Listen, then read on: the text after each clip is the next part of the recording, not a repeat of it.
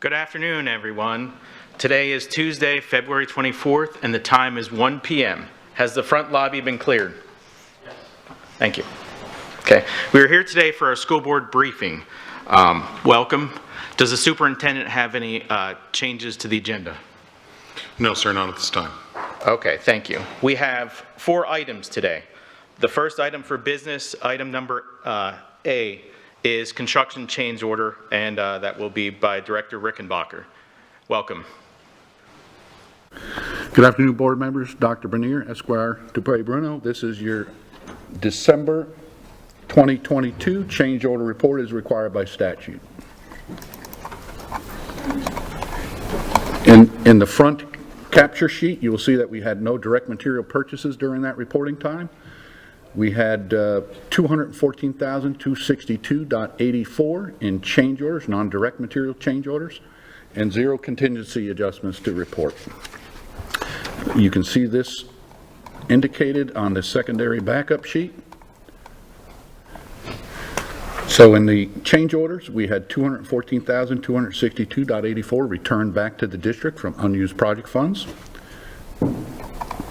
And we had 0 contingencies at this time. And that concludes your report. Are there any questions? Okay. Thank you, Director. Before I proceed, I want to remind per board protocol that we're going to strive for 4 minutes for our initial comments, 2 for follow-up for a total of 10 minutes. Do any board members have any questions or comments for the Director? Thank you. Have a great day. Thank you, Director. Okay, we're going to move on to item B, discipline updates. Item 2, excuse me.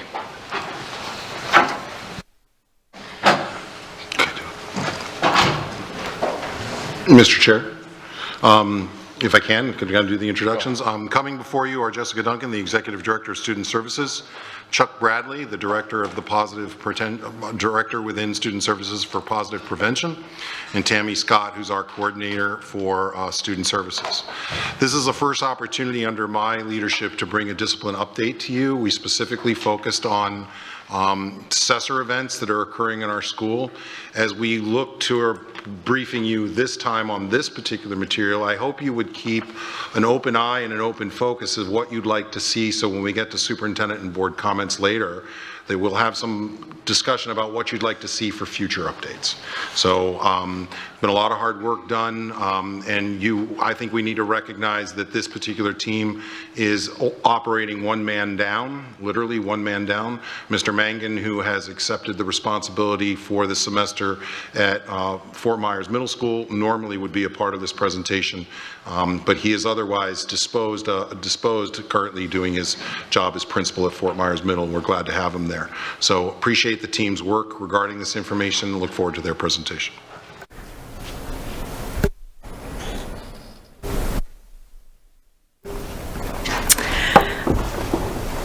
Good afternoon. So thank you for this opportunity to talk to you today. Like Dr. Bernier stated, this will be an overview of our discipline process. We know that we have some new board members, so we wanted to cover some of the work that you may not be familiar with, and then move into some other aspects of the discipline process. So at this point of the year, we're very heavily involved in the Code of Conduct. That will be coming to you a couple of times. It will be coming to you in a workshop, in a briefing, and finally for approval.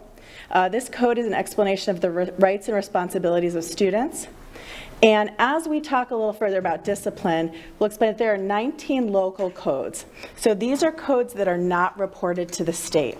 And these are levels 1 through 5, and level 1 is our lowest level, so that would be something like horseplay. Right now we're meeting with several groups. We've met with some student groups, administrative groups. We had a meeting last night with a community group and also some board advisory groups. So we will continue to do that and solicit their feedback on the current code as we work to make some changes for the upcoming school year. Today we're going to focus a lot of our initial energies on CESR, which is the School Environment Safety Incident Report. And an explanation of that, we'll be moving into a comparison of semester 1 last year to semester 1 this year. Following up with some corrective strategy examples, Mr. Bradley will be sharing some information from our Positive Behavior Intervention Support Program, and then following up with questions or comments. So for an overview of SESR, there are 26 definitions. And these definitions help us and the state track incidents of crime, violence, and disruptive behavior. We track SESR incidents 24 hours a day, 365 days a year. So it's also important to note that SESR incidents are not only students. They can be our students, out-of-district students, non-student school personnel, and even if we don't know who the individual involved in a situation is, we still have to report the SESR incident. So an example of this might be vandalism. So if there's an incident of vandalism in a school, but we don't know who the perpetrator was, we would still report that to the state as an incident of crime. We report anything on school grounds, on transportation, or on school-related activities. Unlike our internal code, SESR is reported also on a scale of 1 to 5, but their 1 is their most significant events. So a level 1 for them would be an incident like arson, where a level 5 for them would be an incident like tobacco use. So basically it represents any incidents that are against the law. So many of these, there is, if not the requirement, the expectation that law enforcement is involved.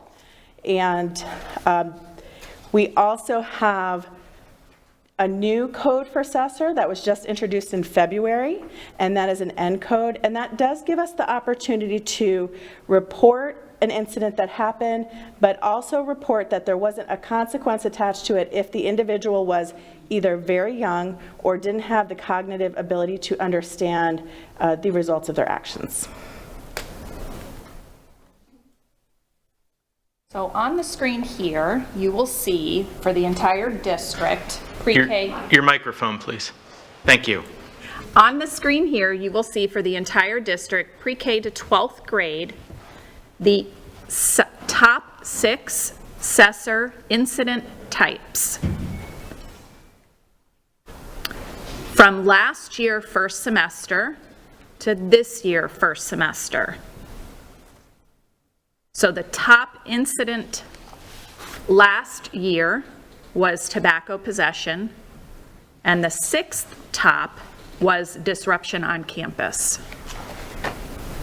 So those are for all the referrals. These are duplicated, meaning if a student received 5 referrals for tobacco, they are listed 5 times in this data today.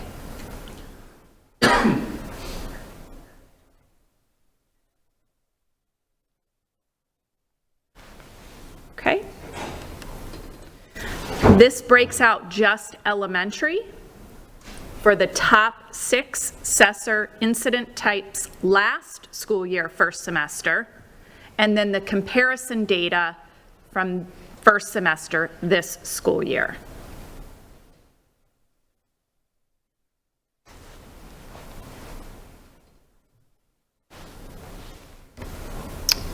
And then the last piece of data is middle school and high school, comparing the top 6 for middle school and high school last year semester 1 to this year semester 1.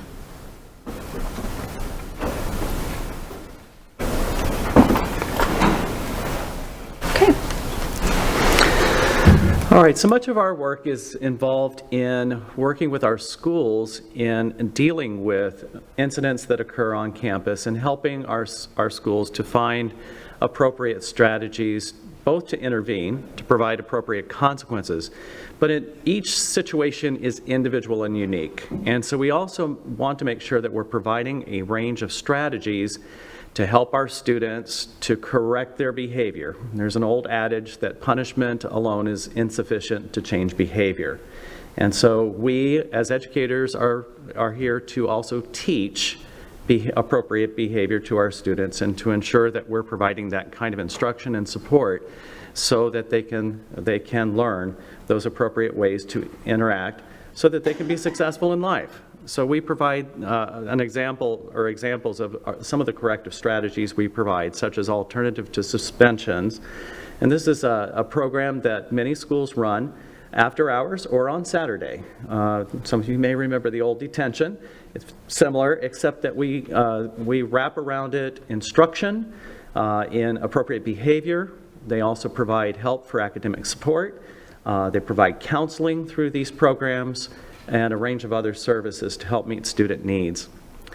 Of course, conferencing with students and parents, and that's to make sure that we're working together, both home and school, making sure that parents are aware of what we're trying to do, and also reinforcing what they're trying to do at home. Positive behavior interventions and supports, and I'll go into more detail on that in the next slide, but this is a program of a series of systems that help to ensure that we're providing positive expectations for our students. Counseling sessions, as I mentioned, this might be time with a local counselor or a licensed mental health professional on campus. In some cases, this might connect with the mental health team at the school and supports that ensue in our community. We do have a nicotine prevention course that we provide, especially for first-time tobacco users, and also it can be provided at the Prevention Center. We do partner with the Handley Center at the Prevention Center to provide both nicotine and drug intervention support. Finally, mentoring and also restorative practices, and these are to help build relationships with students and help them to repair harm that has happened. And the best way I can describe this is, remember back to your youth when perhaps you ran over your neighbor's flower bed with your bike, and your parents made you get out there and repair the harm, actually replant those plants. Very similar process. So whatever harm has been committed within a relationship or damage on campus, we have our students work to repair that harm.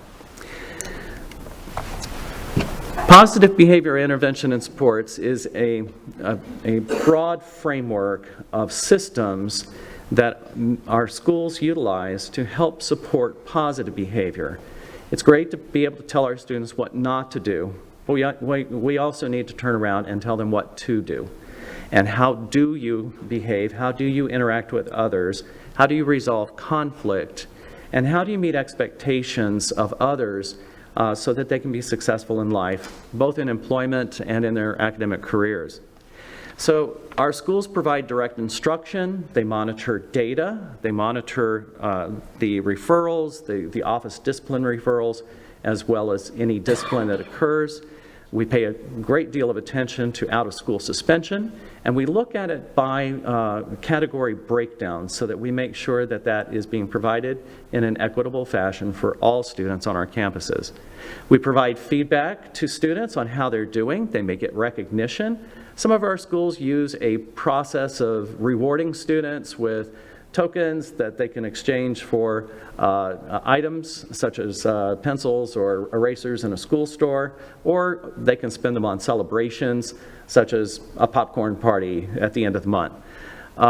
Other schools just recognize them through name recognition, such as through their news program or going around the school and just making announcements that certain students have met their goal.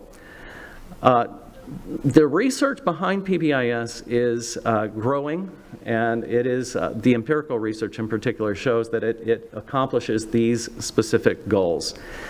Decreases disciplinary infractions. It reduces antisocial behavior. It increases academic engagement, and it improves the school safety and climate.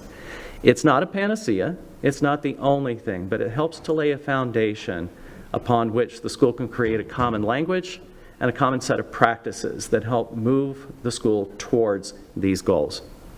Currently, we stand at 84 schools that participate in PBIS. We're just in the process of inviting other schools to come on board this summer. We'll have another round of summer training this summer. And this year, 40 schools attained model school status, and we'll be bringing those forward for celebration at a future board meeting here. And if you remember, last year we had 29, so we are increasing the number of schools that are meeting those benchmarks at the state level. We're very proud of our PBIS program, and we do see the impact of it. As with all things, where we deal with the new waves of what we see coming to us, and our programs are adapting to make sure that they're answering those needs as we move forward.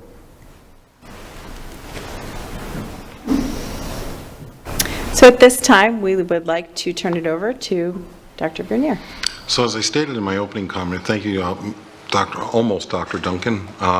Soon, our fingers are crossed for you. I know your defense is forthcoming. As I stated in my opening comments, this is the first foray into what I've often told all of you and promised to the public we'd continue to be transparent with our data.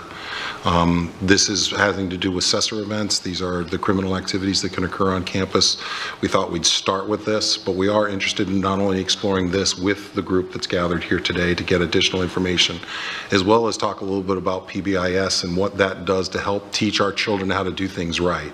Our code of conduct is a very intensive document. Last evening I had the opportunity to stop by the committee that's once again examining it and getting it prepared and taking a look at it, and reminded everyone that we will do track changes with the code of conduct, so we're aware of what the changes are versus having to work through the entire document for you as board members.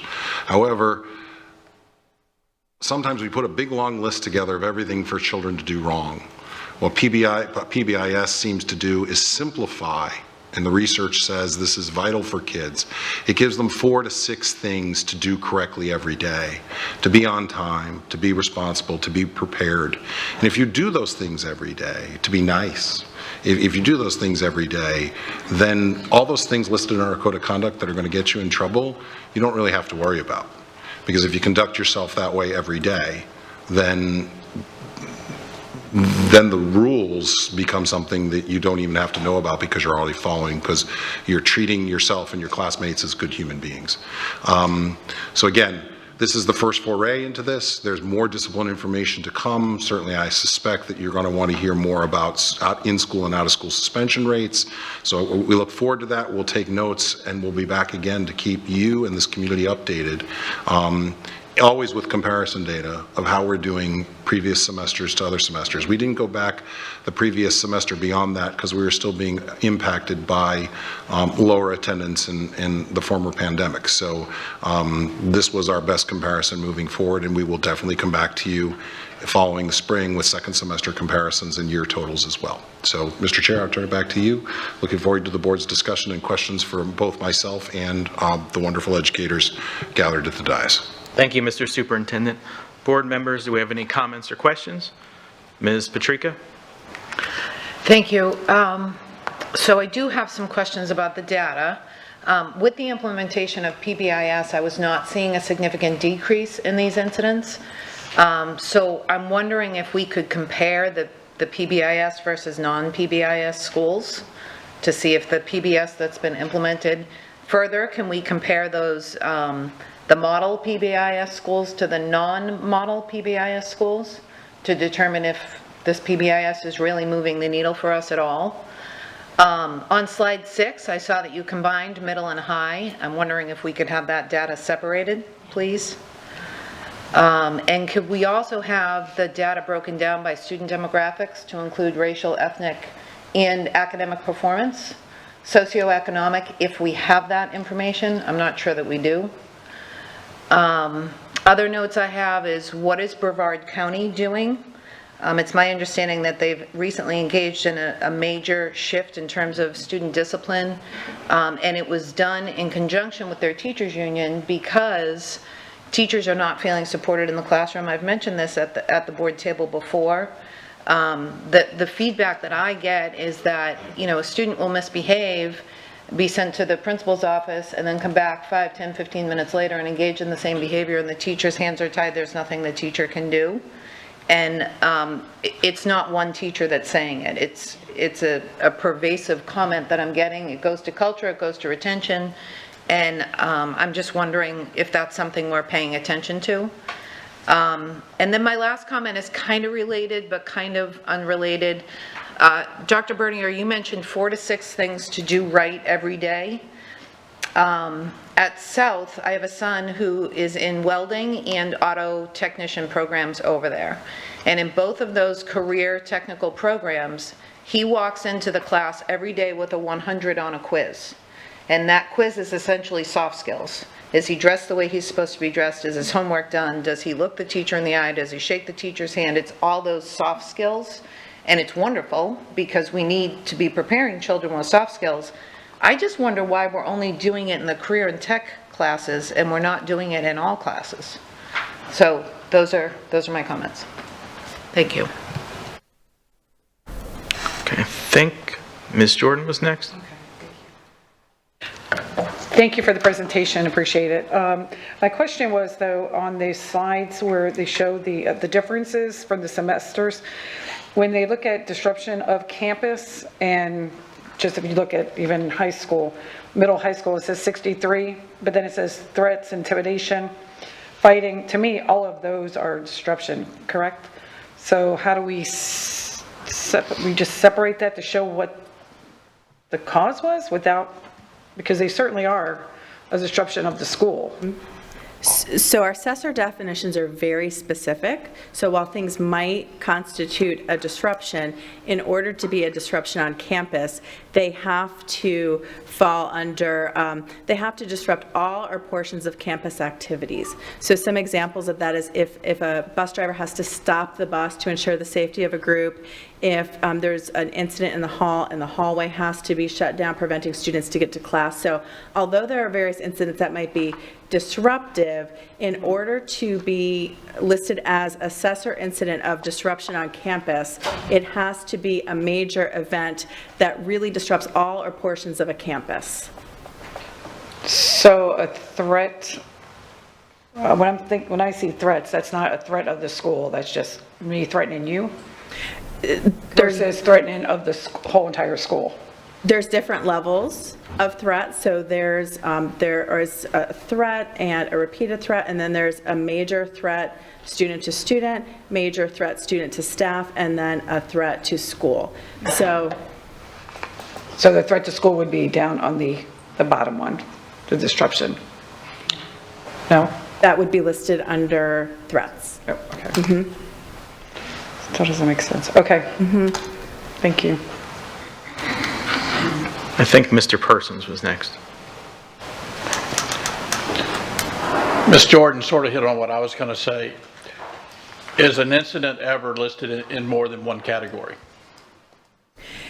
So yes, we do have a way to link referrals. So if an incident falls under multiple categories, so if a student is brought to the office for one incident, but then maybe there's a report that they have something in their bag and that's found, we would report that in 2 incidents, but then link those referrals for the student. But yes, if there are multiple incidents, we report them all. All right. Ms. Patrica, you took most of my questions. Thank you. The only other one I had is, again, what is the difference between the actual model PBIS and just a participation? How do you become one or the other? What is that based on? To become a PBIS school? Well, no, I mean to go from being a from model school school. and then to being a model. Sure. So it's actually a very good question. It would require a full presentation just on that, but I'll try and summarize it for you. So first, there has to be an active PBIS program on campus. We're looking for specific elements. Have they set expectations? Have they defined those expectations into classroom rules, hall rules, media center rules, et cetera? And are those posted for students? Have the students received instruction in those rules? Have they set a process for monitoring the data of office discipline referrals and then comparing it back to those expectations, re-emphasizing the teaching, reteaching, setting in place model, tiered supports for students who don't get it just from the first, what we call the universal support level, but need that extra level of support. So maybe they need a small group instruction, or maybe they need some one-on-one work to help understand those expectations and how to live up to them. So having all of those systems in place is part of it. They are then, there are various fidelity checks on are they implementing, and we have 4 different instruments that they must complete through the year on those fidelity checks. We also conduct a walkthrough of their campus to make sure that we see what we should be seeing there. And then finally, their outcome data, which is the data of the summary of the year for their office discipline referrals, their out-of-school suspension. And in this one, Ms. Patrica, we dig down all the way into the subgroups. They cannot have a subgroup that has that is out of range, basically, with their data.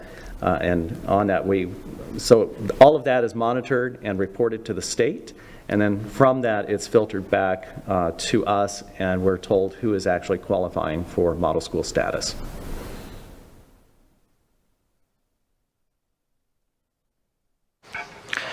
Ms. Langford Fleming?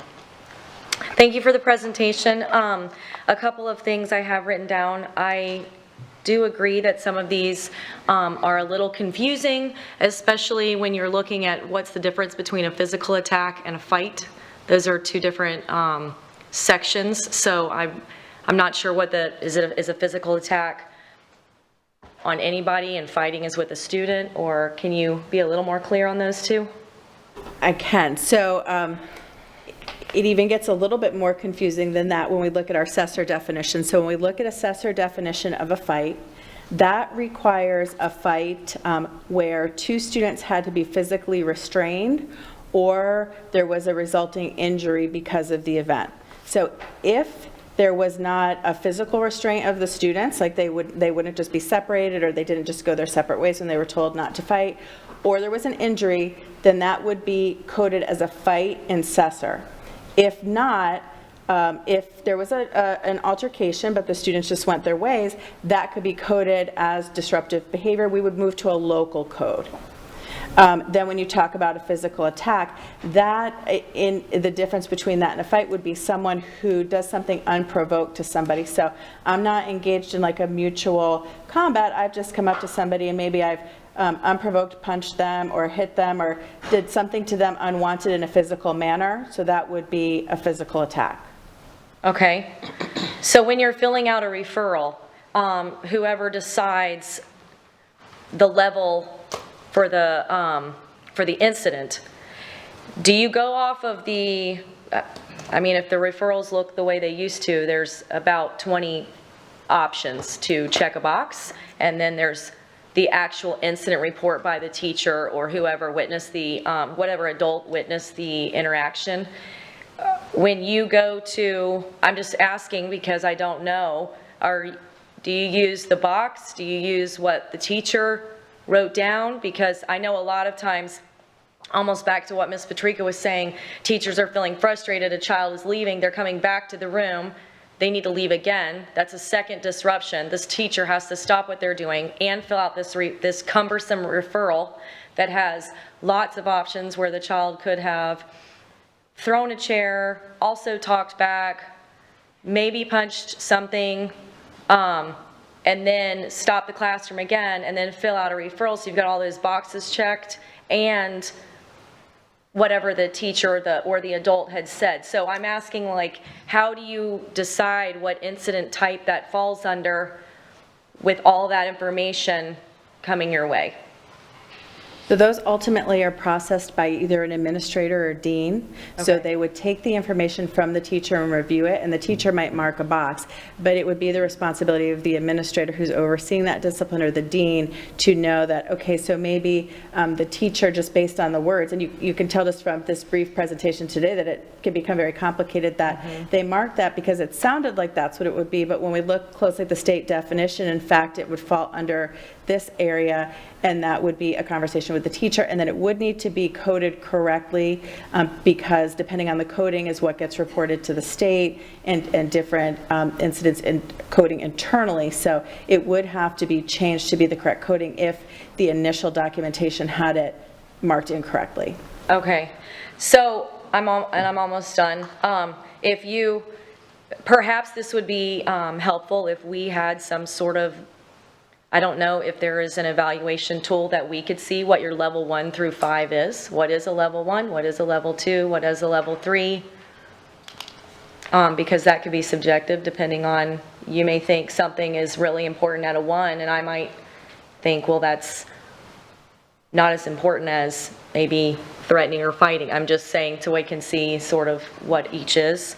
And then as far as the PBS or reward system, just a recommendation that I've seen in the past, I think it's incredibly important that students who are doing the right thing all the time are rewarded, and that the reward is not necessarily always candy, pizza, popcorn, hot dog, cotton candy, etc. So that's just something I wanted to throw that out there. But I think it's really important that students are rewarded for who are always doing the right thing. So thank you for the presentation. That's all. Any other comments or questions, Ms. Morgan? So when you're last, most of the questions have been asked first. And I will say also thank you to Ms. Patrica, because I think she did great work on talking about the data. I was just curious, there's a decline across the board in campus disruptions. To what do you attribute that?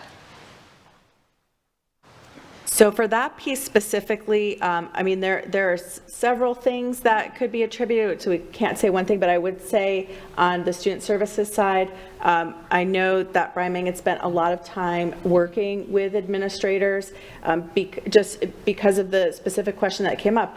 Almost every disciplinary action that comes up is a disruption, but it doesn't equate to assessor-coded disruption on campus. So helping administrators to understand that difference, and when there is a difference, making sure it's coded correctly. So there was a big emphasis on that over the summer through this year, so we believe that that's part of that.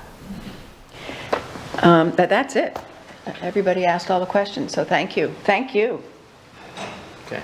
Ms. Giovanelli? Thank you. Thank you, Ms. Patrica, because you did ask the questions that I've heard the same thing from teachers. In fact, they're not feeling safe. And if they're not feeling safe, then our students aren't feeling safe. And that is somewhat alarming. So one of the questions that I have is just walk me through when a student threatens to harm the school. What happens to them exactly? And what is the process that as the district that we do, then what happens to the student?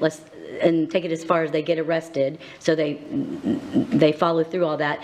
Then how do they come back into the school and the classroom, and what training happens to the staff, and are we training our teachers, or not excuse our teachers, but what kind of information are we giving our students so they feel safe when this student comes back into the classroom, and the teachers, because that's some of the information that I'm getting back from teachers. Thank you.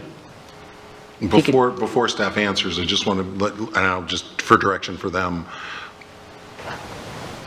pick one type of case and follow it through, because every case Can be different. it can be different. So I think giving an example would be helpful here, not only for the board, for the public as well. Thank you. Okay. Thank you for this presentation. Oh, sorry. I asked a question. Yeah, at this point, Mr. Chair, I thought staff would be able to respond. So if, again, like you said, there's many different types, but one type that would come up is a student, say they're out on at recess, and another student says something to them that they've reported as a threat, like the student says, I'm going to hurt you, I'm going to kill you, I'm going to do something like that, and they report that to a teacher. So the teacher would report that to the administrator, and whenever there is a threat and a reported threat, it's required that the threat assessment team meet to review that threat.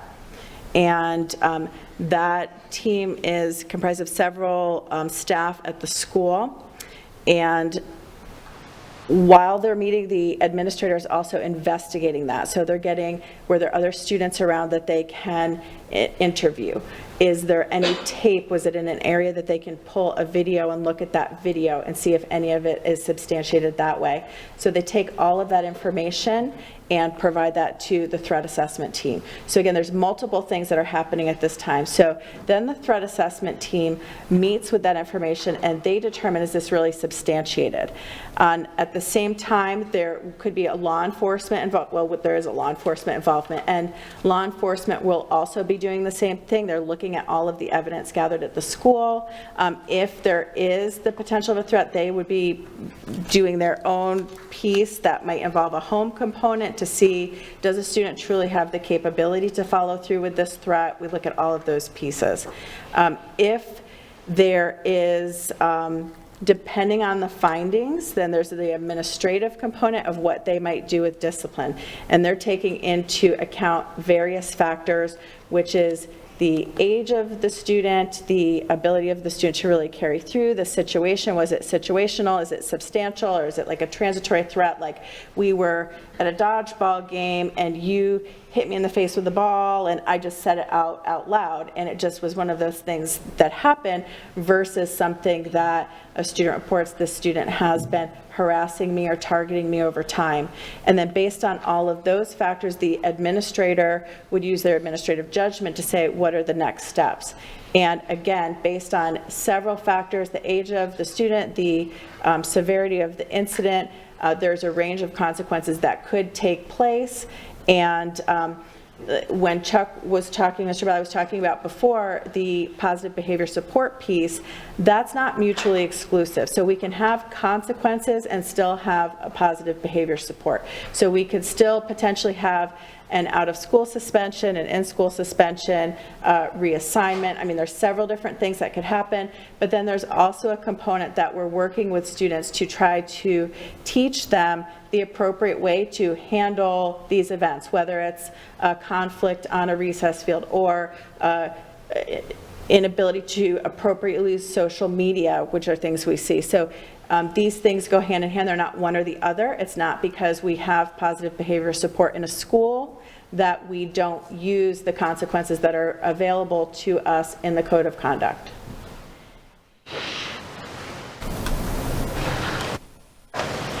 So the student gets arrested. How are they integrated back into the school system so that the other students feel safe, because they know that what the student did, because it's been on TV?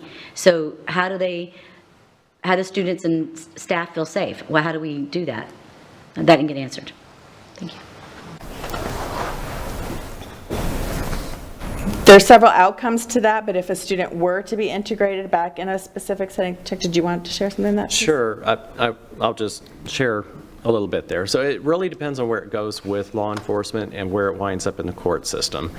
So if it's moving towards adjudication, of course, that's going to take its own tack. There are many of these cases where the student's made a threat, law enforcement does intervene, the student is removed. And I want to make sure we all understand we have two or three primary purposes right at that moment. One is to make sure that the campus is safe, make sure other students are safe. We're going to try and minimize the disruption on campus as much as possible. We're also going to make sure that that student is not in a place where they can continue to make that threat, so they may be removed from that classroom. As it winds through the process, so if it goes towards law enforcement, of course, we work with law enforcement on the other side once that student comes out of that process. If law enforcement drops the charges and nothing is happening at that point, then we're going to work with reintegration on a campus. It may not be at that same school, especially if that threat was school-wide or had gotten out on social media. But we will always work to make sure that there's a safety plan in place for that student. Parents are on board with that, and that could include things like no backpack or clear backpack, no transportation, parent may be required to transport the student, things like that we can put into a safety plan to ensure the safety of that campus, and then continue the monitoring with that student. With that, then we would wrap around it, again, all of these other supports. They may stay on the threat assessment team's monitoring phase, we have a district-level monitoring process here where we meet as a district threat assessment team to monitor some of these cases. That would be monitored. We're in constant contact with law enforcement, especially if they've assigned a probation officer to that student, or if law enforcement, SDLC in particular, has 2 social workers that are now assigned to work with families and continue that monitoring process from their side. So we're connecting all of those dots together to make sure that our campuses are safe, that kid is still getting their education, whatever that may look like. And we do explore the alternatives for their education, depending on where that goes. And of course, those of you that have, as we work through some of those threats that wind up to expulsion, then we wind up working with that student on the other side, helping them to get into an educational program. And just to build on that, proactively, this is one of the reasons that we worked very hard to obtain the grant for the Sandy Hook project, so that we could work with students across the district to ensure that they're comfortable if they see something, saying something, getting with an adult. And we have many of our schools right now that are beginning their initial stages of engaging with activities school-wide to promote that culture of if you see something, say something, so that you do feel safe. Thank you for the presentation. So if a student's taken off the roster, they would the teacher would assume they're not coming back, right? And then what happens if they just show up in the classroom like 4 or 5 days later and still not on the roster?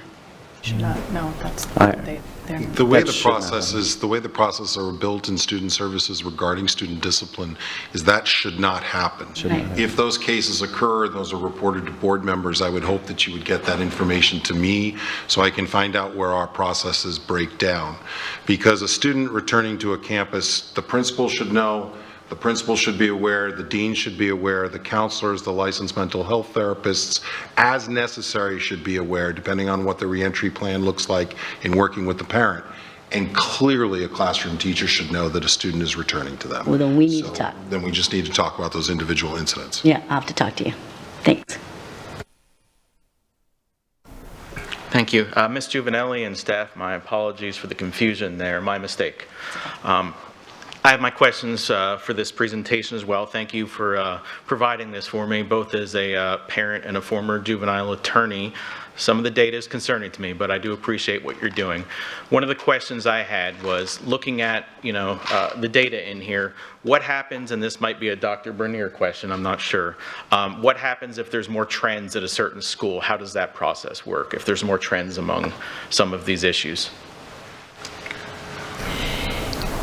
Pulling this data together and utilizing it appropriately for planning, not only with the student services team, but individualized principals, I believe is fairly new. We have got to do a better job of not only presenting our data to all of you, but to our public, but using it in a manner in which it informs a site-based team. That includes a principal, assistant principal, and the other members that help support them outside of the classroom, to understand not only what's occurring on campus, but what the big events are, and also part of PBS is where is it occurring, so that you can realign your administrative team and those individuals watching and supervising a campus. And I know that it may be occurring this month in the 100 hall. And if you move your team to the 100 hall or you put extra supervision there, that behavior may shift to another area of the building. But that's the consistent part of looking at our data. Right now, this data is not as easily available to our building level leaders as we would like it. So one of the long-term projects for a school district of this size would be creating integrated dashboards so that a principal and assistant principal and you as board members could see what's transpiring at the appropriate levels so they can intervene appropriately. But we would expect in our data chats and in our other meetings with our principals when we bring them in one-on-one, that discipline and attendance are always part of that conversation. And the team and the assistant principals and the principals and the academic team here have these conversations about trends, and then we talk about what they can do to intervene to reduce specifically if fighting was a growth area. I hate to call it a growth area, but an area where the numbers were rising. Then we'd want to talk about what sort of interventions could be put in place to help attempt to intervene and ensure that fighting was reduced over a period of time. And one more comment, if I'm hearing the board correctly on this from some of the comments, maybe Dr. Bernier, if you could come back and kind of go more into the policy and regarding and how its actual performance is in regards to the teacher-student discipline action right here. Many of the things that my fellow board members have talked about is something I constantly hear in regards to some confusion and teachers and staff feeling backed up in regards to discipline. So I don't know if the board has any objection to that, but maybe at least some kind of follow-up in regard to that. Clarifying the question, sir, and that's all I'm doing. Processes that are utilized to ensure at school-based levels when teachers do refer, and to Board Member Fleming's point, that is what it is. It's a referral. I know as parents and as teachers and as educators, sometimes we put a lot of emphasis on a referral, but what a really referral is a document that transfers something you saw to somebody else's desk. You're referring information from one place to another. It's then incumbent upon that dean or that assistant principal or that principal investigating the incident to ensure that they go that extra depth. It may be going back on a planning period to have a conversation with the teacher from their perspective what actually transpired. Because a referral, they're going to catch some of the information, but they're also trying to get restarted with their classrooms. So if you're looking at the procedures that people should follow, we'd be happy to follow up with that. Thank you. And Ms. Patrica, briefly, then we need to move on. Super quickly, we talked about student safety, students feeling safe, see something, say something. We are also now running the risk of students just being annoyed by lockdowns. If it occurs too often. The most recent feedback I received from students, a student out of school that had a lockdown, I asked, are you afraid? Are you hearing shouts? Are you hearing gunshots? And his response was, I'm just annoyed because it happens so often. So what is his reaction going to be in a real life event if he's just annoyed at this point? So just wanted to put that on your radar. Okay, thank you for your presentation. I appreciate it. Next up on the agenda is item 3, naming of middle school QQ, and we have Director Lancaster and Mr. Spicker on that.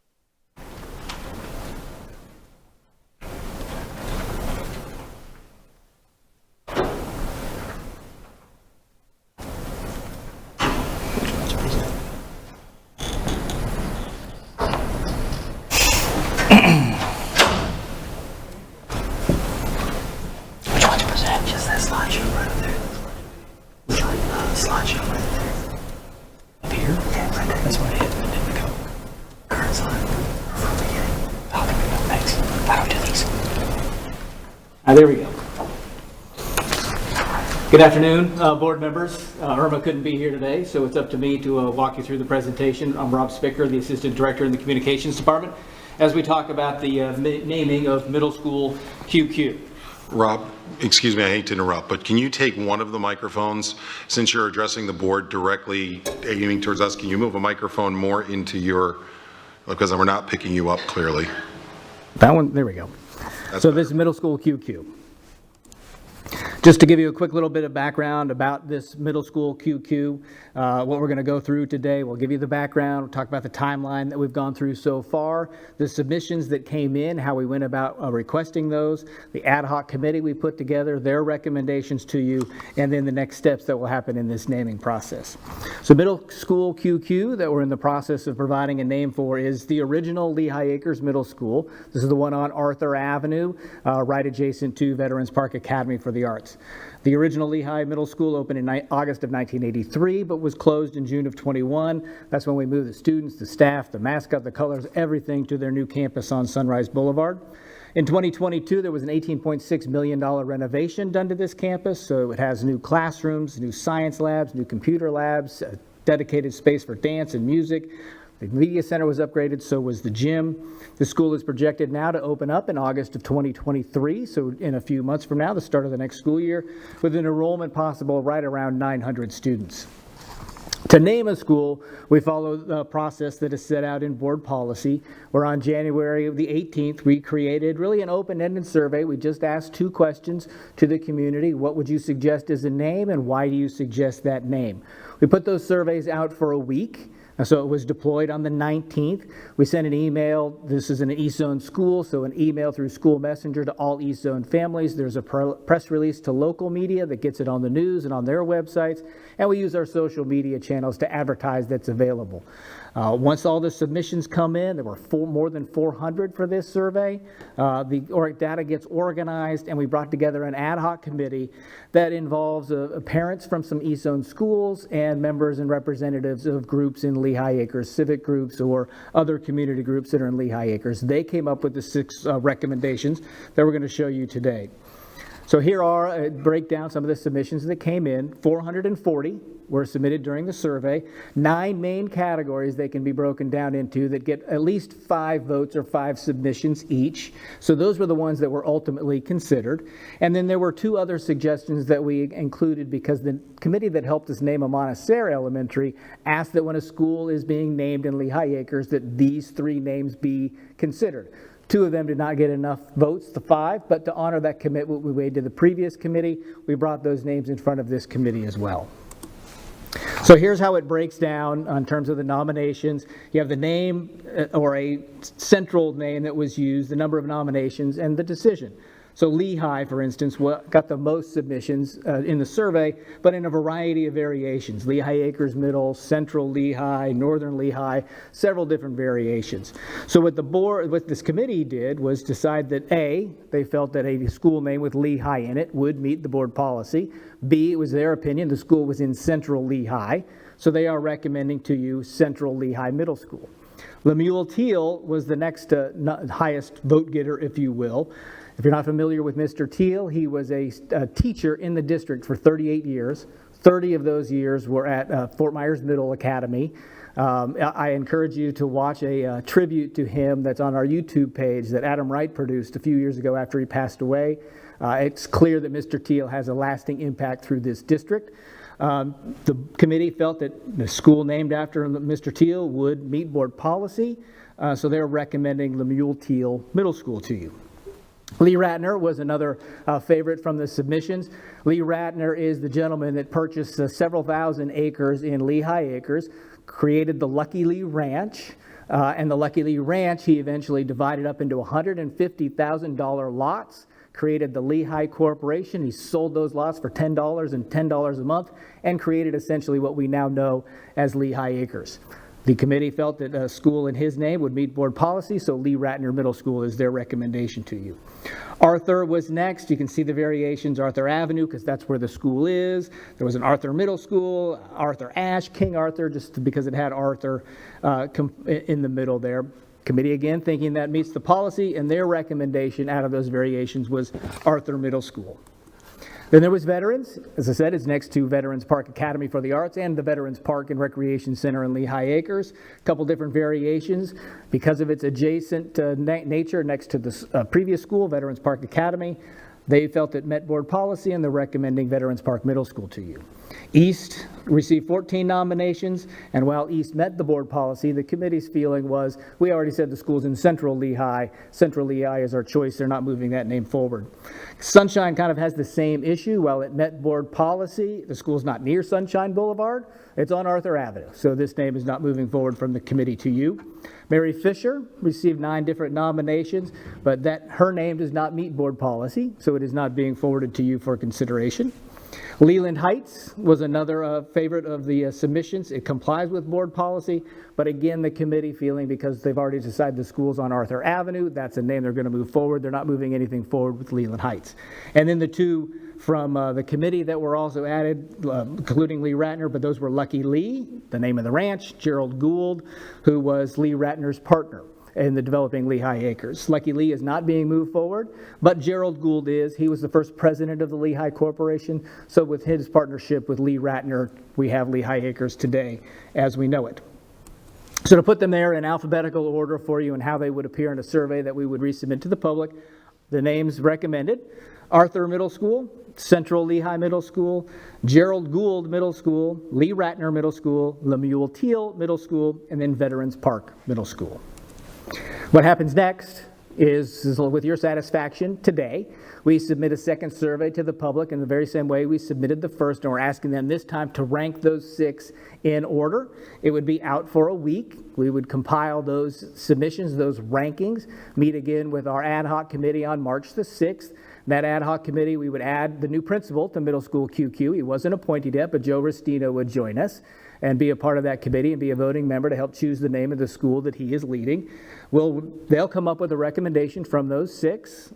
They'll bring it to you on March the 28th in a briefing just like this. It goes on your action agenda for an April 25th meeting for you to approve, and then we have the school opening with that name in August. Of course, a lot would happen between April and August. Having talked to Dr. Restino, he's got some branding and marketing and ideas like that. He needs a name. So he's ready to get us moving forward to that. So that's where we're at right now, and I'll leave it to Dr. Bernier to lead any questions. I really have no comments other than to say thank you very much to Mr. Spicker and the Communications Department who leads this work in following the board policy, getting us to this point with the recommended schools that we now see on our screens. And just interested in your discussion and then direction for us to move forward. Thank you. Board member comments and questions. Ms. Jordan? Thank you. Thank you for the presentation. And I do recall the other names that were added on. However, who are the people who make up the committee? Like, where's that list out of those people, and how were they chosen? So I have the entire list, if you'd like me to read the list that's on our committee. If you can I can tell you they're representatives, they're parents from G. Weaver Hips, from the Kiwanis Club, from Lehigh Community Services, and from the East Lee County Chamber of Commerce. We really reach out to these various groups and ask them for somebody to join us. It's my job to do it, so I'll email the leaders of the chamber, I'll email the leaders of the Kiwanis, the Rotary Club, the Lehigh Community Services Agency, and principals of East Zone schools that are near wherever the school is, and ask them for recommendations, or would they themselves join the committee. So the parents are recommendations from principals in the East Zone, and the community members are from those organizations. Because we've had Gateway High School and Montessori, we kind of have the same list in the East Zone, and not always the same members, but we're looking at the same community groups and asking them, hey, can you help us with this school? And many of them are eager to join, and so that's how we're finding them. And we've also asked you for recommendations, and we invite those people to join us as well. Okay, and I have to apologize because I don't recall ever receiving that for this school. It was in one of the Friday board updates. I don't remember which one, but it was in one of the Friday board updates. Okay, well, like I said, I apologize because I did not see that. And I would hope that it would not be the same people every time that we are naming schools, that we have different people that are participating in the naming of the schools. So I thank you. Ms. Jordan, first of all, we can make sure that we submit those names and give you a copy of that, as well as all the board members, so that you understand who makes up this committee. And I think what Rob is saying, that is, we utilize the same organizations because this school also is out in East. If we were to name a school in the Cape, it would be a completely different group of people. Of course. And as we look, because we're going to have a lot of growth out East. So we're going to be potentially, over the course of the tenure that's sitting at this board, there's going to be a lot of schools that we're going to have to name. Those committees will vary, but the organizations and the people we tap and the people we bring will create different names, but there'll be some of the same community organizations that are tapped each time in order to bring those voices to the table. No, and I thank you, and I understand that. I just want to make sure that we are looking at, because I know when we had the one school we were out at, one of the schools out in Lehigh, people came in, they walked around, they talked, they looked at colors, they did all of that, and that I haven't seen that happening. Plus the fact that I understand us going out and looking at organizations, but having them give us different people and not always the same people. Because I know there's always those people who are going to raise their hand to do it, but I think we really need to make sure that we have other voices. We So certainly thank you. appreciate their help, but yeah, we do want them to not be the same ones every time. Sure, thank you. What is Mr. Teal's connection to Lehigh, if any? I know Mr. Teal was at Fort Myers Middle Academy. I don't believe he has a direct connection to Lehigh. The committee's recommendation was based on his contribution to the district and not just that area. I almost hate to say this out loud, but does it not make more sense for us to rename Fort Myers Middle after Mr. Teal than to randomly name a school out east after an individual who had such an impact in Fort Myers? Just throwing that out there. Any other comments or questions? Ms. Morgan?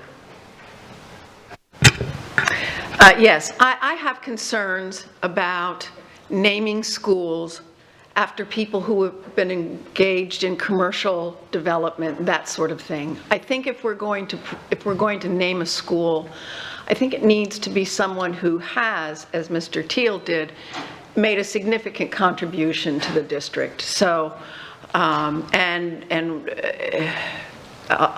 that's it. Thank you. Anybody else?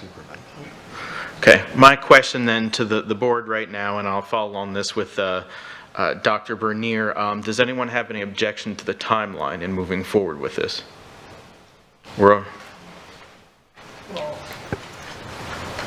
I was just ahead. going to suggest, can we move it up so that they can get started on, is there a way to move it into something closer around the March briefing so that they can, I know that that's probably a very big task to order colors and print and things like that. So that's the only thing I was going to say about the timeline.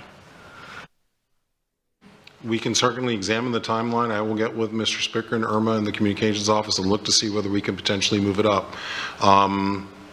In order to do that, we'd have to get started with the survey literally ASAP, like this week. And then we'd probably target, I mean, I know March 22nd, we're potentially having a special meeting regarding ratification. I don't know whether the board would be amenable to placing this item on that agenda as well. Otherwise, I think we are looking at post-March in terms of our next available meeting. So the survey would launch tomorrow. It would be out for a week. And we've already established the March 6th as a Monday to bring the committee back for their recommendation. Once we have their recommendation, I can move as fast with bringing that to you as you all direct us to. So Mr. Spicker and I will get together outside of these chambers. We'll take the board's direction to move as quickly as possible, and we will make that in some way, form, or fashion happen by meeting our deadlines as well. There is a possibility, based upon what you're asking, that this could wind up as a good cause item. So I just want you to be aware of that. Ms. Jordan? Thank you, I'm sorry. I just had one more question. The people who are on here, have they been notified, and are their families agreeing upon even pushing this forward?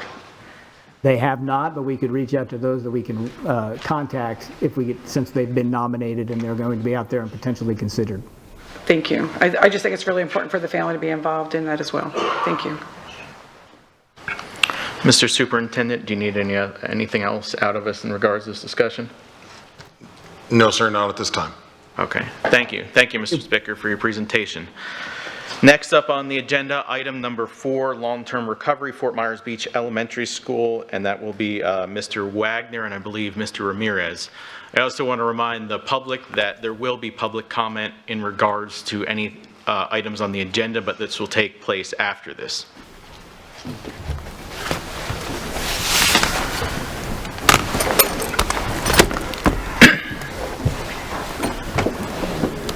Mr. Chair, if I may, I'll take the opportunity to introduce Mr. Wagner, our Acting Chief Operations Officer, Michael Ramirez, the Chief of Staff for the School District of Lee County. They have been working along with Dr. Malloy and other members of the team that are not present today Again, looking at the long-term recovery considerations, we are pleased to bring you 3 options again today. I'll let them present them, but I want to thank the work of the Fort Myers Beach community and the work that they did in the ad hoc work to get to this point. One of our options, I think, represents some of the better work that we've been able to accomplish in reaching some form of compromise between the 2 extremes. So I look forward to not only the presentation, but then your discussion here related to the Fort Myers Beach Elementary School and what our considerations should be and what my direction should be moving forward with all of you and our work moving forward with the ad hoc. Thank you, Superintendent. Good afternoon, board, community. The purpose of this afternoon's presentation is to, again, review considerations relative to the recovery and rebuild for Fort Myers Beach Elementary. Our agenda this afternoon, we're going to, some of the information will be a review of what has previously been shared in January regarding enrollment and capacity at Fort Myers Beach Elementary, growth projections, a cost analysis and comparison, the impact that Hurricane Ian had on the school and the community. We'll also be sharing the engagement that we had with the community, the ad hoc community that we met with, as well as potential future considerations. And again, want to thank the community and the ad hoc specifically for their engagement and as we presented and worked through the possible considerations. As previously been shared in presentations, you see here the slide before you, the enrollment capacity and the capacity of the school as well as the enrollment over the last 20 years. You see the decline that we have shared in previous slides, where currently I believe 52 is the number that currently is the enrollment, and I know that fluctuates each week, but about 52 students at Fort Myers Beach Elementary currently at San Carlos Park. We've previously shared the growth projections over from historical context of what the counts were, but really moving forward the projected residents and students. And you'll hear a little bit more around some additional considerations that were shared through the ad hoc that Mr. Wagner will share as well around some pieces specifically related to potential enrollment and those impacts.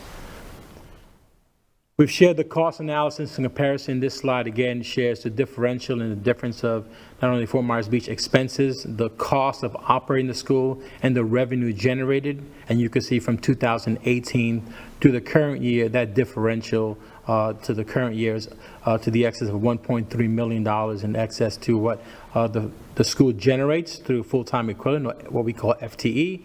Funding, and you'll see that difference that has been, again, previously shared, but just wanted to elevate that and bring that back to this presentation as well. The cost analysis comparison further just shares, we did a comparison not only from the district average, which is roughly about $8,800, and then we identified the Barrier Island schools and what that cost is. That is per student expenditure per cost, and you'll see those elevated costs identified with Pine Island, the Sanibel School, as well as Fort Myers Beach Elementary, just again to have that, just sharing the facts as it relates to the work that has been, we worked through. At this point, I'm going to turn it over to Mr. Wagner, who's going to share, again, the impact, some additional information on our ad hoc conversations that we've had with the community, and future considerations for Fort Myers Beach. Jeff. Thank you, Mr. Ramirez. I will keep my comments regarding the impact of Hurricane Ian brief. We're all well aware that this school took significant damage. Assessments have determined that all contents and systems associated with these buildings would need to be replaced, far exceeding the 50% replacement value.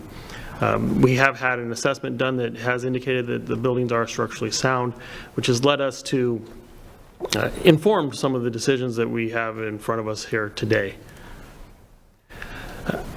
Following our original presentation on December 12th, 2020, we were directed to engage the community in further options. So just to recall, what we did on December 12th is presented 4 options that represented a broad spectrum of possibilities.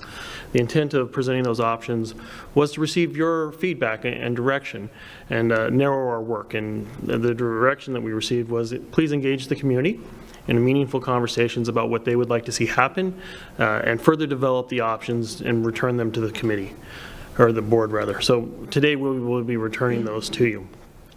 We met a number of times with the ad hoc committee and had spirited conversations. Obviously, the community is extremely passionate, and we appreciated that passion and heard their concerns. We believe that options B and C represent options that address their concerns to varying degrees. In addition, the committee expressed concern about the demographic numbers, the declining enrollment, and indicated that they would like to meet with our demographer. So we did arrange a meeting on February 1st with Davis Demographics, who is our demographer of record for the district.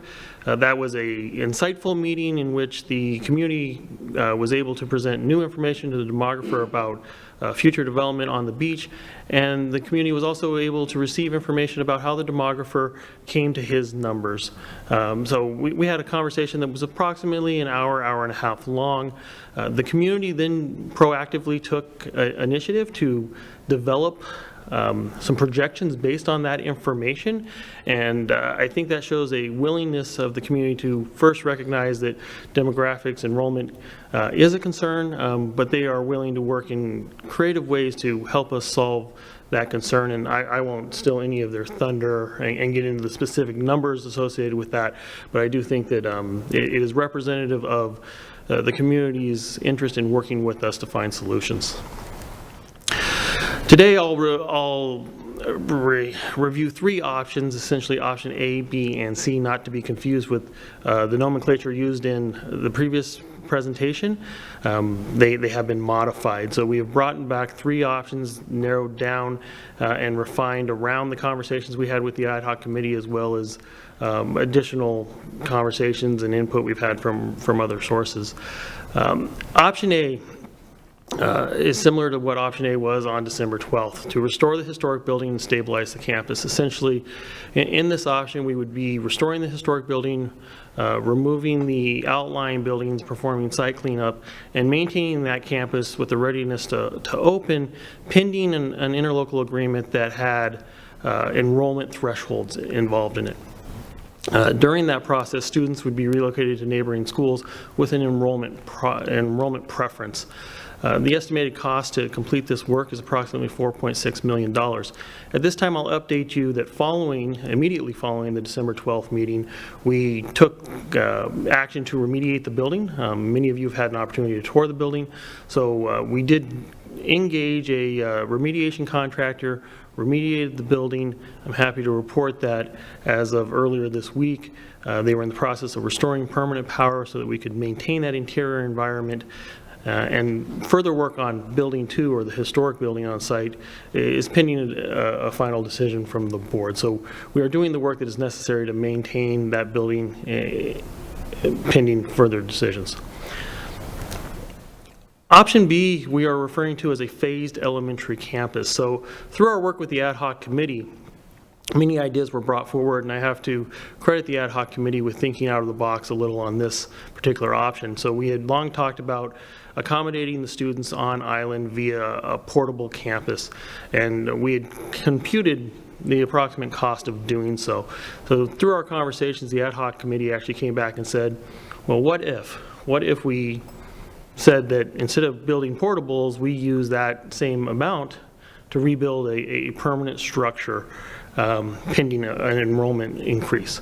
And we've looked at that internally, felt that that was a more prudent use of taxpayer dollars. If we were going to spend the money anyway, we might as well spend it on a permanent building. So option B would, of course, restore the historic building and stabilize the campus, but then we would provide site improvements in phase 1 of an elementary campus limited to a budget of $5.8 million. Again, that number was arrived at through an analysis of what it would cost us to put a permanent portable campus on the island. We would then enter into a interlocal agreement to complete phase 2 as enrollment projections warranted. During the construction of that $5.8 million project, we would need to accommodate the students, and this option doesn't dictate exactly how we would accommodate those students during that construction timeline, but if needed, we're asking for consideration of an enrollment preference. Construction cost for moving forward, if the enrollment threshold were reached, and we built a 150 student campus, we're looking at about an additional $9 million. So $10.4 million in the first phase, that would be the cost associated with remediating and stabilizing Building 2 or the historic building, the $5.8 million in permanent facilities built in lieu of a portable campus, and then obviously the delta between that and the $19 million is Phase 2 if and when enrollment was warranted. Option C we're referring to as the full portable campus with option to build elementary school. So essentially, what we're recommending here, or the option here, is to restore the historic building and stabilize the campus. You'll notice that that is the same across all three options. Provide the site improvements and add a full portable campus classroom. Instruction to begin in fall 2023, and I will say that is all pending a decision. Obviously, time is of the essence. If we, for whatever reason, didn't make a decision for months, then that would be pushed back appropriately. The construction costs for a full custom prototype elementary school for 150 students, so we don't have a design currently for a school of 150 students. We would have to engage architects in that work. We'd also have to take into special consideration the type of building that would need to be built on Fort Myers Beach given the elevated floodplain. So this is not a design I have sitting on the shelf. Similar to Cafaretta, I would need to engage professionals to put that design together for us. This would also include an interlocal agreement, but the interlocal agreement here would be slightly different. As we would have already built out the campus to its capacity, this interlocal agreement would specifically be around what the continued operations of the school looked like. So if enrollment projections weren't reached by a certain date, it would contemplate what continued operation may look like. The total estimated cost for this particular option is approximately $24.3 million. So as I said in December 12th, I'll restate today, we've put together a variety of options that represent kind of the playing field, so to say. You may today direct us to explore one of these options in greater depth. You may direct us to explore something that is between A, B, or B, C. The intent here is not to bring forward a recommendation, and staff does not support one option over the other. Our goal here today is to provide you with objective information, answer any questions you may have to inform, so you may make a well-informed decision. As we've done in the past, we have tabulated the costs associated in tabular values, so you can see how we arrived at said cost. And I don't know that I need to belabor the difference in cost, but they're here in a tabular value. So if you'd like to discuss any specific cost items, we certainly are prepared to do that today. With that, I'd like to turn the conversation back to the superintendent for his comments. Thank you, Mr. Wagner. Thank you, Mr. Ramirez. I really appreciate your work, and the ad hoc committee members that are present, I appreciate yours as well. I know there have been some spirited discussions, both highs and lows, in the course of that process, but I think we've come to some pretty good options for the board to consider today. Board members, I'm not going to attempt to sway you in any way, shape, or form. I'll simply end it there and let you ask the questions of both myself and our team so that we can explain anything you may want. We're looking forward to the public comment as well, and then we can make some decisions about how we maximize the next several weeks to continue to move forward so that we can bring you a final recommendation.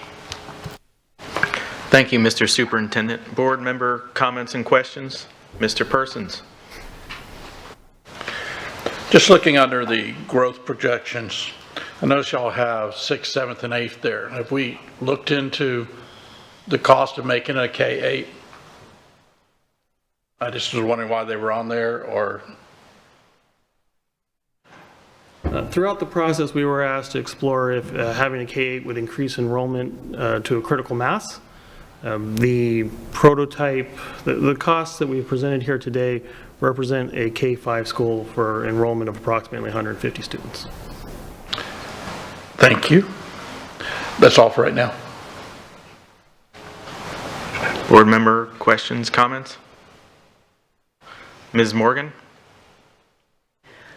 Mine, I really have more comments than questions, and please stop me if I exceed my allotted time, and I'll come back and complete my comments.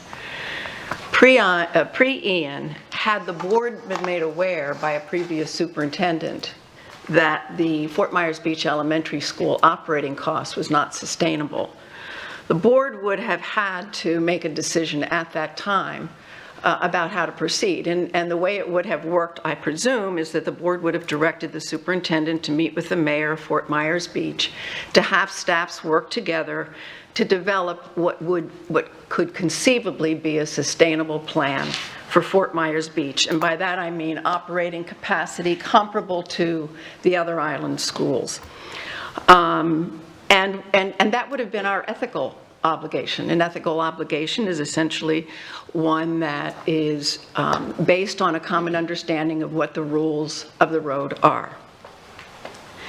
We have the same problem today post-Ian, but the problem is that we're looking at it post-Ian, and that has brought in the moral question as well as the ethical question. What do we do going forward?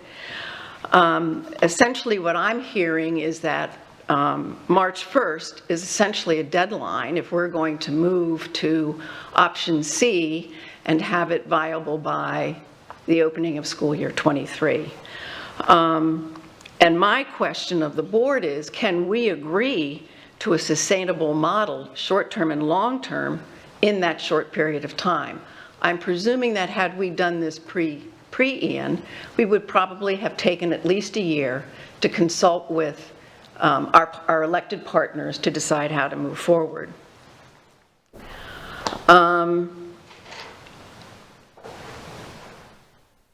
It's my understanding that staff has worked very hard with the community to come up with a sustainable plan. But in a large sense, it has been without the context of the other elected officials, the other body that we should really be negotiating with if we're going to have a local, interlocal agreement that describes what our short-term and long-term strategy is. And to me, that represents a problem. And the other thing that I see that concerns me about moving forward on a short-term or long-term basis at this point is that we have asked the community to look at, but they have not looked at other viable options such as a charter school. They have asked us to consider an attractor school, but that has not been fleshed out short-term either in terms of is it a feasible option. So I guess where I'm at right now is individually, we board members are being asked to feel a moral obligation to the Fort Myers Beach community, and something that has not been customary and traditional. But we have an obligation as a board, an ethical obligation as a board to the community to provide a fair and equitable allocation of resources to this school and to all of the schools in the district. So I don't think we're at a place where we can make a decision between B and C. I think we're at a place where we have to say A is in play for now, but we have to put together a plan that will enable us to make a decision about B or C within the year, just as we would normally have had to do. I mean, essentially, what I'm asking the board to consider is, does the moral obligation to the community trump our ethical obligation to provide a school whose operating cost is comparable to the other island schools, can be reasonably advocated within the larger community as acceptable given the Fort Myers Beach circumstances. Frankly, at this point, I would not be looking for a recommendation from the superintendent other than that we have not engaged in a process that's going to take us to a decision point that gets us somewhere to open school on the beach for the 23-24 school year. And those are my comments. And I have more to say, but I'm happy to listen to the others, to you others. Yeah. Mr. Persons? I am not willing to look at it as a strictly financial type thing. I think this is time for us to be a little bit bold. I think we should be thinking about moving ahead. We got to put the kids first. And to me, that means getting them back to a school on the island. I mean, we see a $1 million loss here. Sorry, I did not ask this question of the superintendent earlier, but what is the loss on the Sanibel school? I know it's less per kid, but they have a lot more kids. So what are we spending somewhere along there? Are we losing $1 million on the Sanibel school? Also, That is a question that I've not been asked. I apologize for that. We're supposed to ask I'll questions. share with you, there's two ways to look at loss. I think the best way to make the comparison between Sanibel and Fort Myers Beach is the cost analysis comparison located on slide 7. That and I think to a previous board member's comment, I think there is an acceptable range of difference.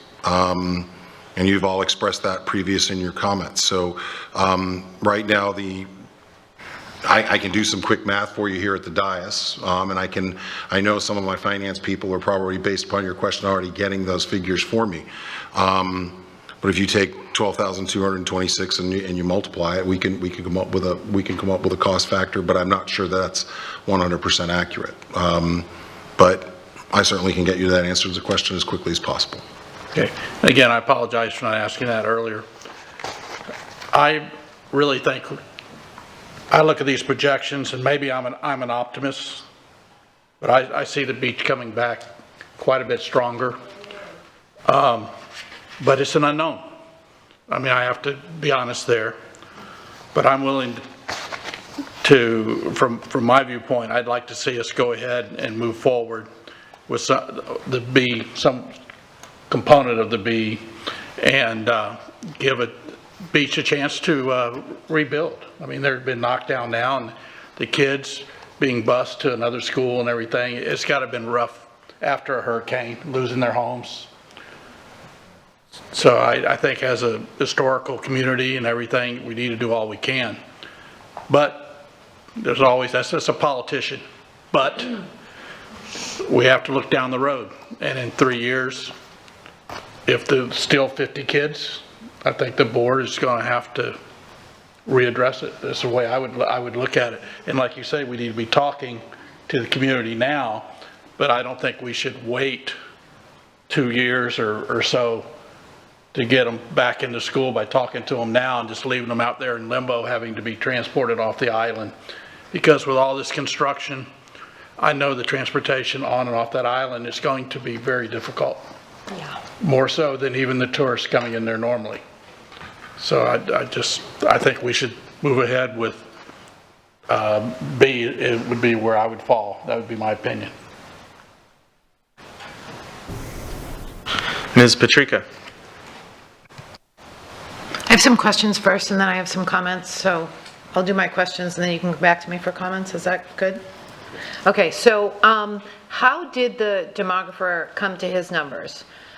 Did he use the community's enrollment projections? Are the community's enrollment projections reasonable? Is what we saw, I know the answer is that what we saw in this presentation was the Davis demographics projections, but if the community's projections are reasonable, and I'm hearing that they are, how can we get that information? Why was that not included today?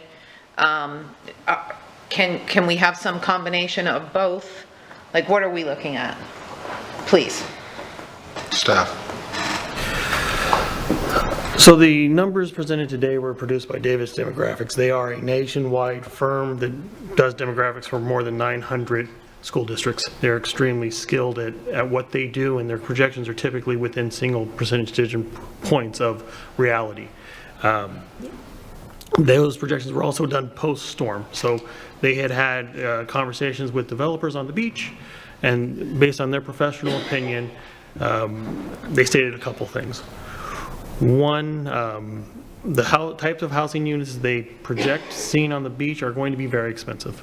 And in their data, it is very clear that the more expensive the housing unit, the less students per housing unit are produced. So they walked us through how they arrive at our projections here in Lee County, not just for Fort Myers Beach, but in Lee County across the board. The yield of 1,000 housing units of elementary school students across the average across Lee County is 129 students per 1,000 housing units. The high is approximately 347, don't quote me on that number, I'm coming off the top of my head, in Lehigh Acres. So the types of housing units in Lehigh Acres tend to produce more elementary school students than, say, Bonita Springs, where those same numbers are in the low double digits. When they don't have a large enough sample size, and that would be the case in Fort Myers Beach, the demographer uses the county average. So they use the county average to arrive at their numbers as informed by previous years. So they go back and look at the 5-year enrollment facts, they look at birth rates, so it's, unfortunately, there's not a very clear-cut way where I can tell you that they plug in this and it's completely objective and they come to this number. There are a number of objective factors, and then they use their professional experience. What I can tell you about the numbers that the community came up with is they made some assumptions, and they came back to staff and said, do you think these assumptions are reasonable given what we're talking about doing? So I'll walk you through their assumptions and how they kind of arrived at their numbers. The first assumption was to expand the school's proximity zone. So they looked at, if we bust kids from a further proximity, how many kids would that yield? And we asked the demographer to essentially go through and change the zone. Tell us how many children that would yield. And that yielded approximately 9 students. So within an enlarged proximity zone. Their second exception was an expansion of the waiver and choice option. So could we attract more students off island? And when we say it was reasonable, their assumption was reasonable, they asked how many students, what percentage of students at Sanibel are off island? And we gave them that number. And they used a number of approximately 40%. If we gathered 40% of the student body from off island, is that a reasonable assumption? Well, given the precedence of Sanibel, it is a reasonable assumption. Again, we're working off precedence of something else that's already been in place. The third assumption that they made was including pre-K. And if you included pre-K, yes, that would garner a certain number of students. The reason we didn't bring all this to you in this presentation is there's a lot of what-ifs in there. Are we going to even consider a pre-K program at Fort Myers Beach? That's a much larger conversation. And while we can say to staff, yes, those are reasonable assumptions, we do not have the unilateral authority to say, yes, we're going to have a pre-K program, or we're going to expand the boundary zone, or we're going to assume that we're going to grant more waivers for people to come off the island. They also made some additional assumptions. They made an assumption regarding resort and workforce housing, so that there would be an increase in a certain type of housing unit on the beach. Given the fact that there are resorts being built on the beach, it is reasonable to assume that you will gather some workforce housing. And we don't know the specifics around the workforce housing. We don't have any commitments from the developers. But if the resorts chose to build workforce housing, it is more likely that workforce housing would produce students than $1 million plus condos. And I think the final kind of assumption was, if we created a magnet school, what could we expect to see in the first year of enrollment? And they looked at a charter sports magnet school. So it was reasonable, their methodology was reasonable. Again, a good assumption on something that would require a huge commitment that staff is not able to unilaterally make. But as I said in the presentation, I think this represents a good faith effort for the community to realize that enrollment is going to continue to be an issue, and we will have to work together to increase that enrollment. And there is no silver bullet. They're not going to go and build 20,000 new houses on the beach that are going to produce 250 kids. I think everybody realizes that. It will take a multi-pronged approach. So hopefully that is a comprehensive answer to your question. Very comprehensive, thank you. I have one more set of questions, and then I'll do comments in my second round, if I may. How many students can we house in option B, phase 1, please? What are we doing to decrease operational costs? what happens to that building should we have to turn the school over to the community to become a charter? And what I mean by what happens to that building, Dr. Bernier through the chair, is, you know, what would the charter school's financial responsibility for the capital infrastructure be going forward? And then I didn't see anything in B about there being an ILA regarding increased enrollment with a potential turnover for a charter. And I know that that's what we've been discussing, but it wasn't in black and white or blue and white or whatever colors we use for the PowerPoint. And I can't do B unless certain measures are met. And I didn't see that written down. Am I making sense? You are, and I'll let Mr. Wagner or Mr. Ramirez respond to the first question regarding phase one. But let's begin with organizational, the operational costs, and then specifically the charter turnover. We are, in this particular phased option, we would have to continue to look at what the board asked us to look at last time, which was looking at the combination of classes, for instance, that a K1 could be combined, a 2-3 could be combined, potentially even a 4-5. I'm a little reticent to combine 4-5. I think those grade levels get into specificity of curriculum that would require a 4th and a 5th grade teacher. When it comes to the other electives, like an arts program, a music program, and a PE program, I think they're vital to the healthy education of children, but those can be done through what we refer to in our system as an itinerant teacher. So I could get a PE teacher to go out there 2 days a week and host PE. I could have an art teacher another 2 days a week. I could have a music teacher. We could ensure that the children had a full rounded, what I believe, excellent education, because the arts and their physical abilities and other things are things we must continue to develop around them. But they wouldn't necessarily be permanent staff of the school. As enrollments warrant, we could begin then to work with the school advisory committee, the principal, as budgetary numbers increase based upon increased FTE or increased student populations. We could begin to permanently add those faculty members at those specific enrollment points. So we've also, in this particular situation, we've once again removed the cafeteria. The cafeteria would still be housed at Lexington Middle, and those meals would be run onto the island to comply with the national standards for the federal lunch program. Those are just some of the areas for operational costs. The other thing I believe by moving this to permanent structure versus portable structure is we will save, though it's not necessarily calculated in these options, we have the potential to save on some electrical costs, and it will have a smaller footprint than the former Fort Myers Beach Elementary School had, which should reduce some of those operational costs that we were looking at in terms of the red figures, the cost per students when you divide. I was asked earlier by a member of the board to look at those numbers. You know, we're going to have potentially reduced operational costs, but we're also reducing students. So I'm resonant to say that there will be real cost savings until we actually do it. But I think that's my comprehensive answer for operational costs. As to charter and possible turnover, I think I want to answer another question first, that when in option B, the third bullet says an interlocal agreement, ILA, to complete phase 2 as enrollment projections warrant. We are going to need to have an interlocal agreement that speaks to the growth of Fort Myers Beach, and if we make certain enrollments, what the district's going to do. And if we don't make certain enrollments, what we're going to have to do as a board with our community to make a hard decision.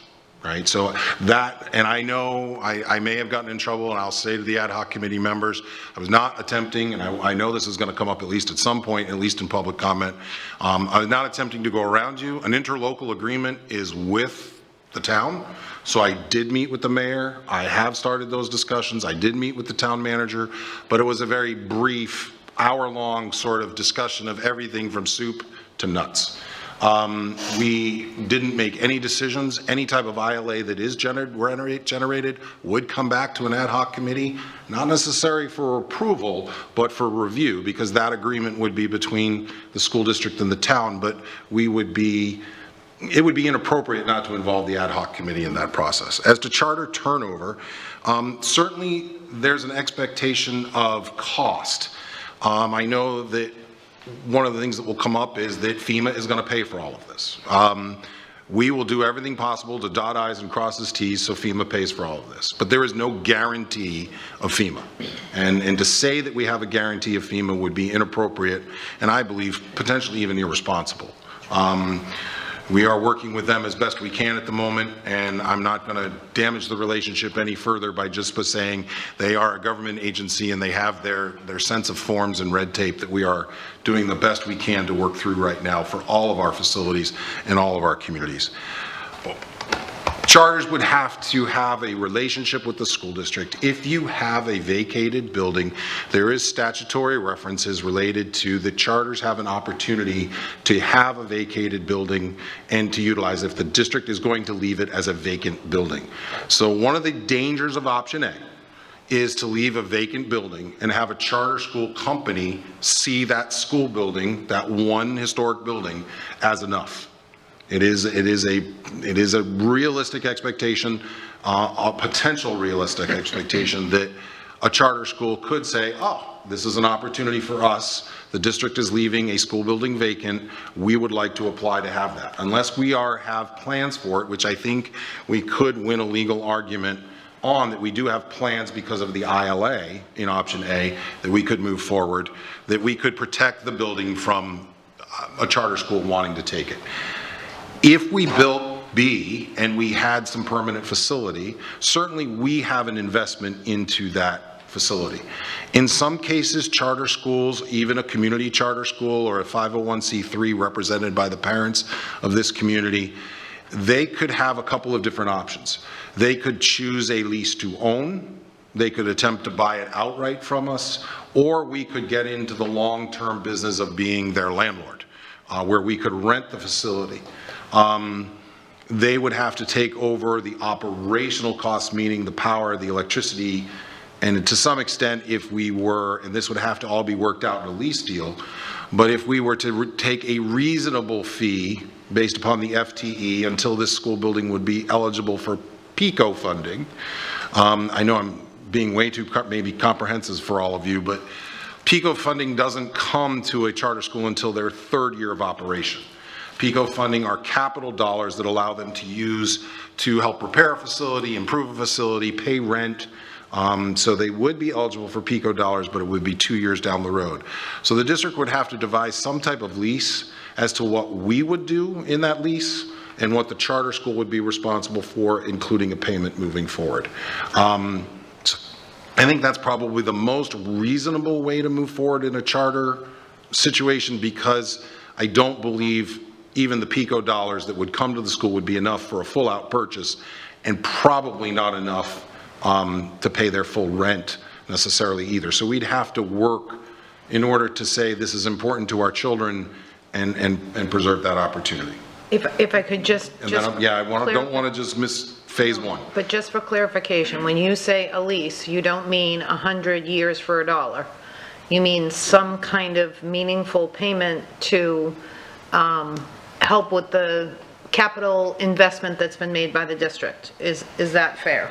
I'm saying that we would have to create a lease probably less than if we were to rent it to someone who had significant supply of cash. This school building as a charter will generate their FTE dollars based upon whatever their enrollment is. Additionally, 2 years in, the state, based upon enrollment and square footage, would provide PICO dollars on top of that. That would not meet what I would call a market rate rental fee. It just won't. So the district would have to work with that charter school to reach a compromise so that they could continue to operate, but still continue to contribute to the capital process we worked into. And that's why I think a long-term lease would be a more reasonable expectation of the district than a lease to own, because then we'd have to negotiate with lawyers and real estate people and make sure that we were in an appropriate place. All of these things being really theoretical, because all of these things being really theoretical. So phase one enrollment was the first question, which we bypassed, and I apologize to my team. Hopefully you've held on to the question and the response. No, correct. And in phase one of the elementary, the intent was to return the students from, from St. Carlos back to the school. So the priority was current students at Fort Myers Beach Elementary would be returning in phase one, and then we would look to enrollment, as we go forward in subsequent years.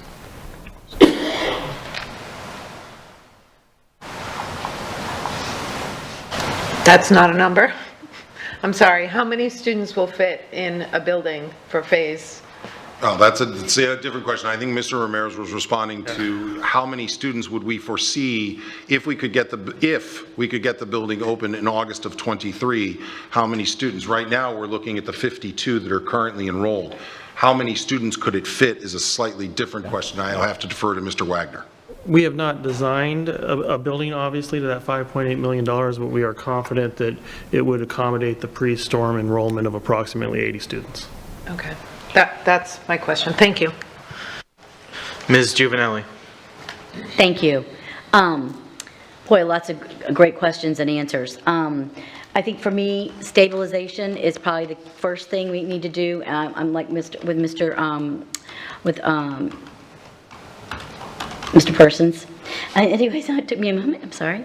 But I think that, so I was looking, so I have a question regarding Sanibel School. How many students actually attend the school that lives on the island, and how many are, of that? And then what's our number there at Sanibel? So I have a couple questions. I want to make sure before my staff responds that we're absolutely sure of those numbers. We're not prepared to discuss the Sanibel School today. I know there's approximately 260 students there. Okay. If they're prepared to provide those numbers, I would like to make sure that we say as of a certain date when we last checked on those numbers so that we're aware, because student enrollment on island and off island, especially in an island in recovery, significantly changes. We have a number of students who at Fort Myers Beach Elementary that, given the opportunity to get their homes fixed and repaired, will return to the island. They're not currently residing there, so I'll turn it to staff. So numbers to date, as of, I believe, last week when we had a check, there was actually 211 students total that were currently there. We can provide the breakdown. I don't have the exact breakdown, K5 and 6-8, and then the percentage of students off the island, we can get that. I don't have that number currently, but we can provide that to you. Thank you. So my reason for that is that we don't know what the workforce is going to be on Fort Myers Beach. We know there's going to be growth. What that actually looks like today, we don't know. With Margaritaville coming, I know workforce is going to need to put their children in school, and they're going to want them near and close by them, especially because of the drive that they may have to get there and the drive home. That's the same issue that Sanibel has going on and off the island before pre-hurricane. So, and that's the same way Fort Myers Beach is. I believe that making life a little easy for families is what we should be thinking about as well a little bit, and that's that travel and keeping their children close to them and being able to get them in because keeping the family unit together. So if we change Fort Myers Beach to a K-8, and the numbers that was just projected today by Davis Demographics puts it at 120 students. Well, that's almost our 150 students that we're even talking about in option B. So we're close to having a school at that point that meets the requirements that we're expecting or asking for in Plan B. So I think that's really important to actually think about, because I think if you change it to K-8, you're going to have some growth there. And obviously, because I just can add, and it's 120 students approximately. So I think, and one of my notes, I actually said we need to partner with Fort Myers Beach Council as well as our community, in which we haven't really done so. That's been openly we've actually discussed that here at the dais. So I think that's really important, because the projected workforce is something that we don't know, but I think we have to plan for. And I like the 3-year option to see what that looks like in 3 years and see where the growth went, because I know Fort Myers Beach is going to change, but the growth could be more than 150 students. We really don't know. So I think we need to look at that a little more regarding changing it to K-8 and accommodating the families and working with the council is huge. And that's a piece that unfortunately, I wish we were farther along in that conversation today. Thank you. Mr. Chair, can I? Go ahead, Mr. Superintendent. One of the reasons why we've not brought a K-8 option to this point is you would have to do a complete redesign. So all the numbers that we provided you today would be significantly more expensive. Additionally, for a K-8 to meet Florida standards, it needs gyms, it needs additional music space, art space, and it's going to require additional teachers. Even at 150 with a K-5, we are still going to have operational costs that are going to far exceed some of the other buildings we have. So I just want us to be aware that that was explored. The ad hoc committee, and certainly in our first town halls, there was conversations about K-8s.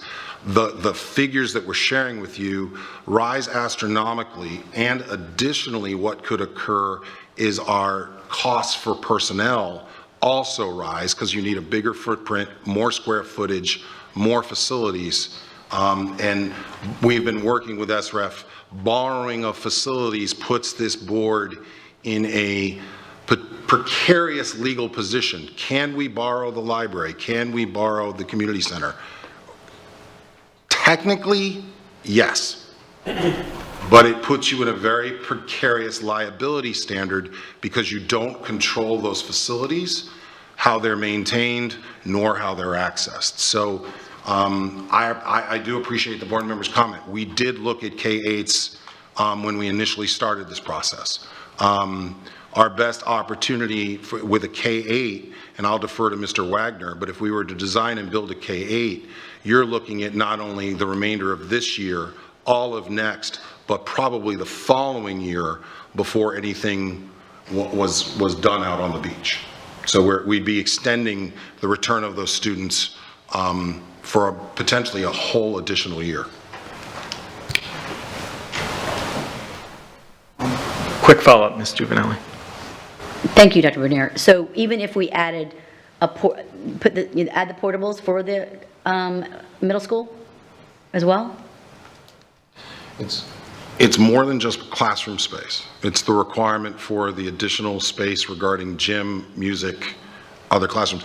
The middle school curriculum changes from an elementary where kids are grouped for all 4 subjects in one location. Now all of a sudden for each 6th grade student, I need 4 teachers. I need an ELA, I need a math, I need a science, and I need a social studies. For every 7th grade student, I need the same. For every 8th grade student, I would need the same. So as we add a grade level, it's not 1 more teacher. As we add 3 grade levels, it's at a minimum 12 more teachers that we would have to add just to meet the academic requirements of that curriculum. Thank you. Mr. Persons. I just want to clarify the math, Mr. Giovanelli. The way this reads is with the K-8. It's not, you don't add it to the K-5. So that would be the total, so it would only be like 70 students. So that, I would think, would take that off the table.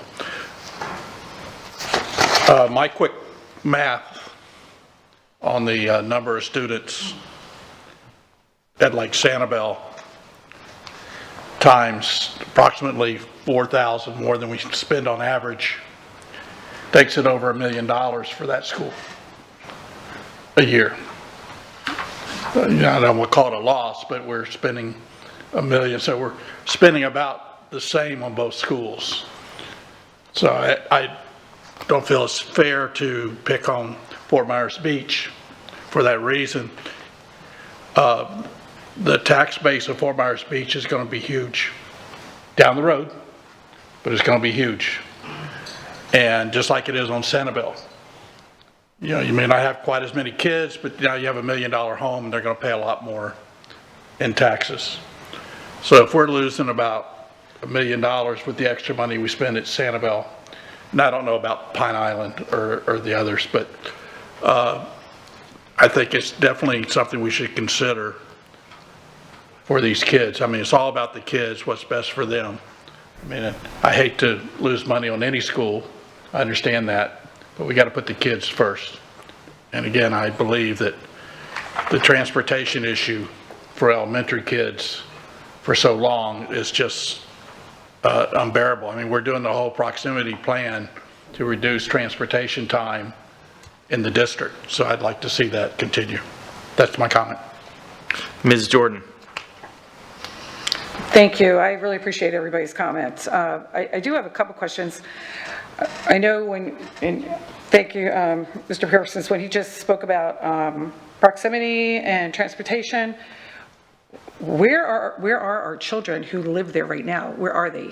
How will they get to the school? That would be my question, is how will they get there? Are they going to be bused on the island? So we'll be pulling kids from off the island on the island. So they'll be busing them onto the island. Because to me, it's like, I know that a lot of them are not living on the island right now. And I know with the count I know everybody keeps bringing up Sanibel, but there was 130 pre-K through 5 and I think 81 middle schoolers. So coming up to 211 students. And I'm just curious about how do we get our children there. I'm all for making sure our students have a school, because I believe that, it is part of the Fort Myers Beach, the community, the history. So I was on that beach for many, many years. And I also, looking at too, Lexington shares the gym at Wakahatchee or whatever that is, whatever that's called, where the gym could be shared with Bay Oaks. So that would be maybe something that, going forward, if we, start off small and then adding on the middle schoolers, we would then have maybe an opportunity to use that there, and then you could keep the kids on the island that would have to go off the island to Cypress or Lexington or one of those schools for middle school. The kitchen, once we do build a kitchen, because I know they did this at Bayshore, the kitchen at Bayshore was built large enough so if there was to ever be an extension to a K-8, that the cafeteria is already set up and designed for middle school, even though we have to have the 4-4-4. I just wanted to put that out there. Let's see. And I do think that a magnet program may, work, because I know the C School does draw people over there on the island as well.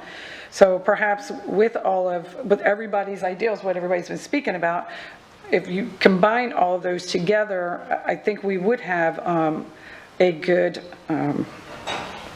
way in to rebuilding that school. I'm not for A. I think B would be the one that I would recommend if we were going to go on, as far as I am concerned. But I definitely think that we have to work, because workforce housing, when I look at that, working on the beach, and for years, I would never have ever thought about bringing my family there to work, because I know working in hospitality, we have no idea what time our schedules are, even though they say you are working from 8 to 5. It's all conducive to the tourism. It's conducive to the business. You could be out of there at 2 o'clock. You could be sent home as soon as you get there. So you're going to leave the island and come back and get your child. So there's so much to look at when you're looking at workforce. And is there workforce housing, which is unknown to all of us?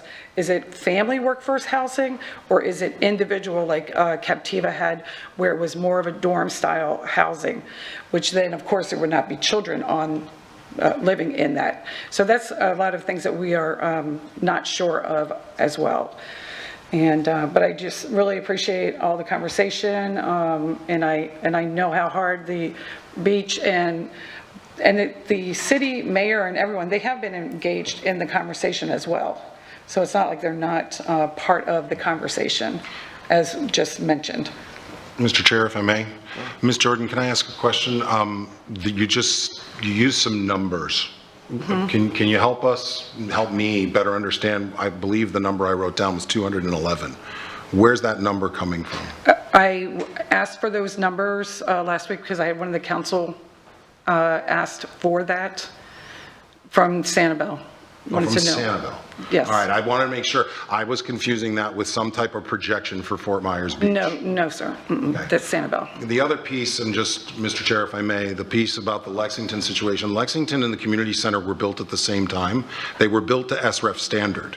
And there's very secure perimeter in that gymnasium during the day to separate both the community and anybody who may and who should be welcomed at a community center from a student population.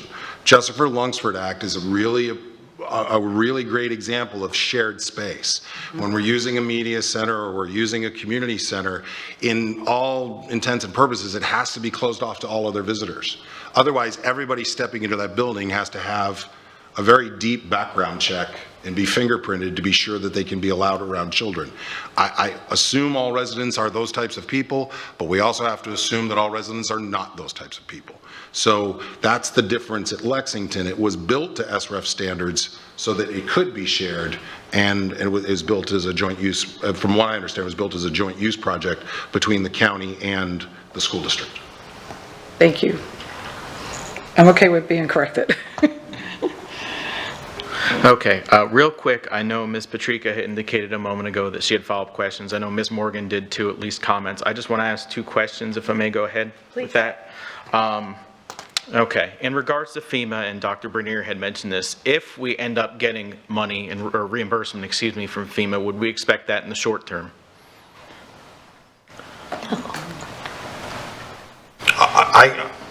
Generally based on historical context. Generally based upon historical context, FEMA is an enigma that we are continuing to work through. I would always stop short of any guarantee. I've said it right from the very beginning of this crisis. I cannot guarantee FEMA reimbursement. In the short term or long term, my other response would be the feedback and the financial dollars flowing for FEMA will be in the longer term, not in the immediate short term. Okay, thank you for that answer. I appreciate it. So, second one is for Dr. Bernier or Attorney Dupree Bruno, perhaps. So, based upon state law and what we're looking at, who can attend Fort Myers Beach Elementary? Based upon our current enrollment policy, and even with the new proximity plan that you enacted, anyone can attend Fort Myers Beach Elementary School. Part of an ILA would be to work with the ad hoc committee to expand that attendance zone, as we've said we would. 9 students are 9 students. If we can get 9 more students, they asked to work with us. They asked to do some recruitment. They asked us to look for things. We can certainly expand that recruitment zone down San Carlos. There was another piece at the community meeting, the town hall meeting, that I know the ad hoc looked at, and I know Dr. Malloy has looked at. That's the potential of including the other Fort Myers Beach zip codes, as some of those students are currently attending other schools, so they could make an informed decision to shift if they wanted to. We would not remove those students and force them to go to Fort Myers Beach. I don't think that's appropriate either. But we've also started conversations at your direction with Florida Gulf Coast University regarding the water school, the entrepreneurial magnet. We've looked at all sorts of early discussions with them, all of these to be memorialized in an ILA moving forward as an agreement between us and the town representing the community that we serve. And we could do those types of things. That's why it was important to get started with the mayor as quickly as possible. And I do want to just make note, the vice mayor of the town has served on the ad hoc committee, so they have been there right from the very beginning, and certainly they were being in there right back to our first town hall. So the local township government is involved. I think when we get to a decision of what we're going to do with the beach, and we know what we're going to do, then we can begin to leverage the use of the ad hoc and the town government to then clean up that ILA and bring something forward for us to consider. We're going to start that work in earnest, right? We have to. But for us to get students back, if that is ultimately what we recommend and you decide to do, we're going to need to start moving on this particular building. No question about it. Thank you, Dr. Bernier. I just wanted a couple of things cleared up on the record. I appreciate that. Now we'll go down to Ms. Morgan for her comments. First of all, in my opinion, the sustainability of the island schools is a function of their operating costs. And despite the fact that we may be spending $1 million more at Sanibel, just as we are spending $1 million more at Fort Myers Beach. That is a significant difference in per pupil investment. And the fact of the matter is that there are areas in this community that would love to have that kind of investment per pupil, whether it's the Island School, whether it's Sanibel or Fort Myers Beach. And we really have to look at all of the kids and all of the programs. This is not about Fort Myers Beach. This is about how we provide resources to every child in this district. It's about equity in how we provide resources to every child in this district. And at some point, we may have to look at all the island schools and say, are they sustainable as traditional public schools? That doesn't say we close island schools. It says that we may have to look at a different model just because of the specific situation. So from my point of view, the sustainability is operating cost and equity. My question to the superintendent through the chair, please, is do you anticipate an interlocal agreement before we commit to phase 1 of option B? I would like to have an interlocal agreement before you, at least in draft form, sort of approved by both the town's attorney, ours, and having the ad hoc committee look at it before you made a decision regarding. That means, and I shared with all of you in your individual one-on-ones, these are kind of like power weeks for us post this meeting until our next opportunity post spring break. I'm sorry, in the early part of March, and then going into spring break, where we really need to get some significant work done. And I believe that the community is ready to come to that plate. I know that the mayor and his town manager had said to me, you know, let's get the next meeting scheduled, and then what we agreed to is we would continue to schedule them every time we broke off, so we would have the next sustainable meeting to move forward. And as that agreement develops, bring that to the ad hoc committee for additional input and at least for their review. And a second follow-up question to the superintendent through the chair, please. What is the transportation time to Sanibel from Fort Myers Beach? And I believe the other school that's being considered is Heights. So what is the transportation time for those students from Fort Myers Beach to the 2 alternative schools that would be proposed for the upcoming school year if we cannot put those students back on the beach? Thank you, and those are my questions and comments. Mr. Chair, Board Member Morgan, I'll have to get back to you specifically on the times that it takes to drive from a particular location located in Fort Myers Beach, because everybody lives in a different place. But if we were to choose, for instance, the bus stop at the Walmart and drive to Sanibel and drive to Heights, depending on the time of day and the time of year, that number changes. But I can get Mr. Lloyd, our Director of Transportation, to provide me a reasonable expectation and number. Thank you. Ms. Patrica. Mr. Chair, I know we're running a little bit long, and if you're anything like me, that makes your head want to pop off. But I do think that this is a tremendously important conversation for this community who has obviously shown up to hear what we have to say. So I beg your indulgence as we finish. FEMA will pay for all of this. I have heard that statement made over and over and over again, and I don't believe it. I'm sorry. Having lived through Irma and having only 2/3 of our Irma costs reimbursed, whenever anybody says FEMA will pay for this, I just don't believe it. I am not slamming the federal government. I am not slamming FEMA, but I do know that there are people who up in New Orleans who are still waiting to recover money from Hurricane Katrina. So you asked, is it a long-term reimbursement or is it short-term? It could be very, very long-term. And even if FEMA were to pay for 100% of it, we have a responsibility to be good stewards of those dollars as well, because those are taxpayer dollars as well. So FEMA will pay for all of it. I know that we're doing things differently, and I have more confidence that we will recover more than 2/3 because of how we are conducting ourselves post-Ian. I think we're doing a better job of documentation. I think we have a better shot at being reimbursed for more, but 100%, I'm sorry, I can't make a decision based on that belief because I don't hold that belief.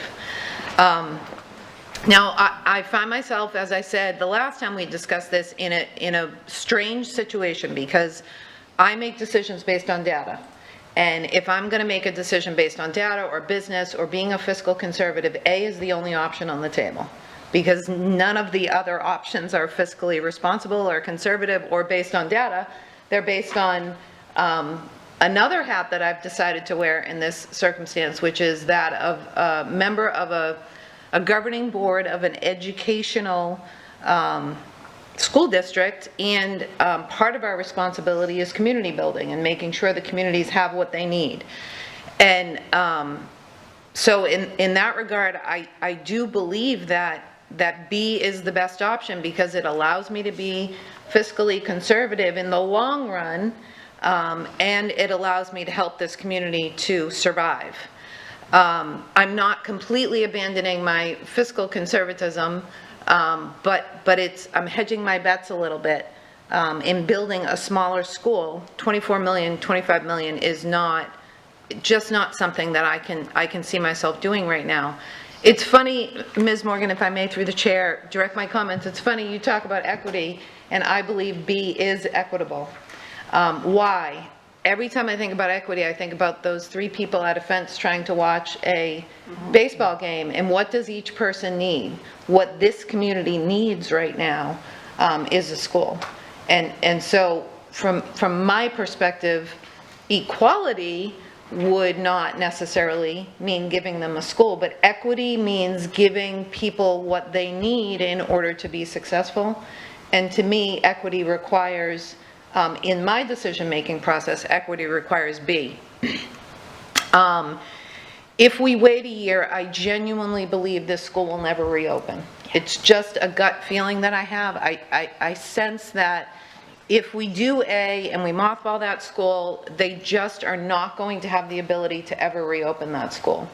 I just don't think they have the resources. They definitely don't have the resources to make it a charter right now. I hope that we can get our enrollment up. I hope that we come up with some kind of an agreement and some kind of a plan where 3 years from now we're looking at 150 kids and we're busting at the seams, and we've got to do something to get more seats there for those kids. But I'm not convinced that that's the case, which is, again, where B is a good compromise, because we're not investing in a 150 student station school that could end up being mothballed at some point in the future. We're giving the community what they need right now. And the other thing is, I would be uncomfortable making a decision at an action meeting to support B without an ILA in place, because to me that ILA could make or break my vote. I mean, if Bay Oaks is not open and ready to go for after-school care, to me, this whole thing falls apart, because this community needs after-school care in order for it to operate an elementary school. And there are other pieces to the ILA that make it really a make-or-break situation for me. If you bring back an ILA that has ridiculous, student enrollment projections, or something that is simply unacceptable, what is the town's commitment? That's what I need to see in the ILA. What is the community's commitment? In black and white, on paper, with numbers, I need to see all of that. I believe that in theory, we have reached a compromise with B, but the devil is in the details. And those details will ultimately dictate whether I can support B on the night of an action meeting, if that makes sense. And then the other thing that I know that probably all of us at this table are dealing with is what Fort Myers Beach wants versus what Lee County wants.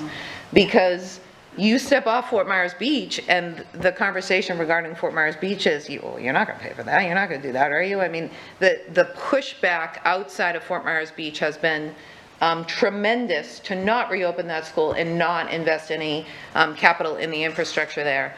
That being said, I still believe that B is the compromise between fiscal conservatism and my responsibility to make sure that our students and our parents and our community have what we want. So those are my comments. Thank you. I'm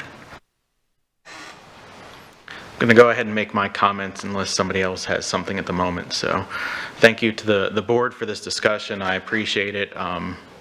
Thank you to staff as well, and thank you to the members of Fort Myers Beach that are out here. I can tell you all of us have definitely heard you.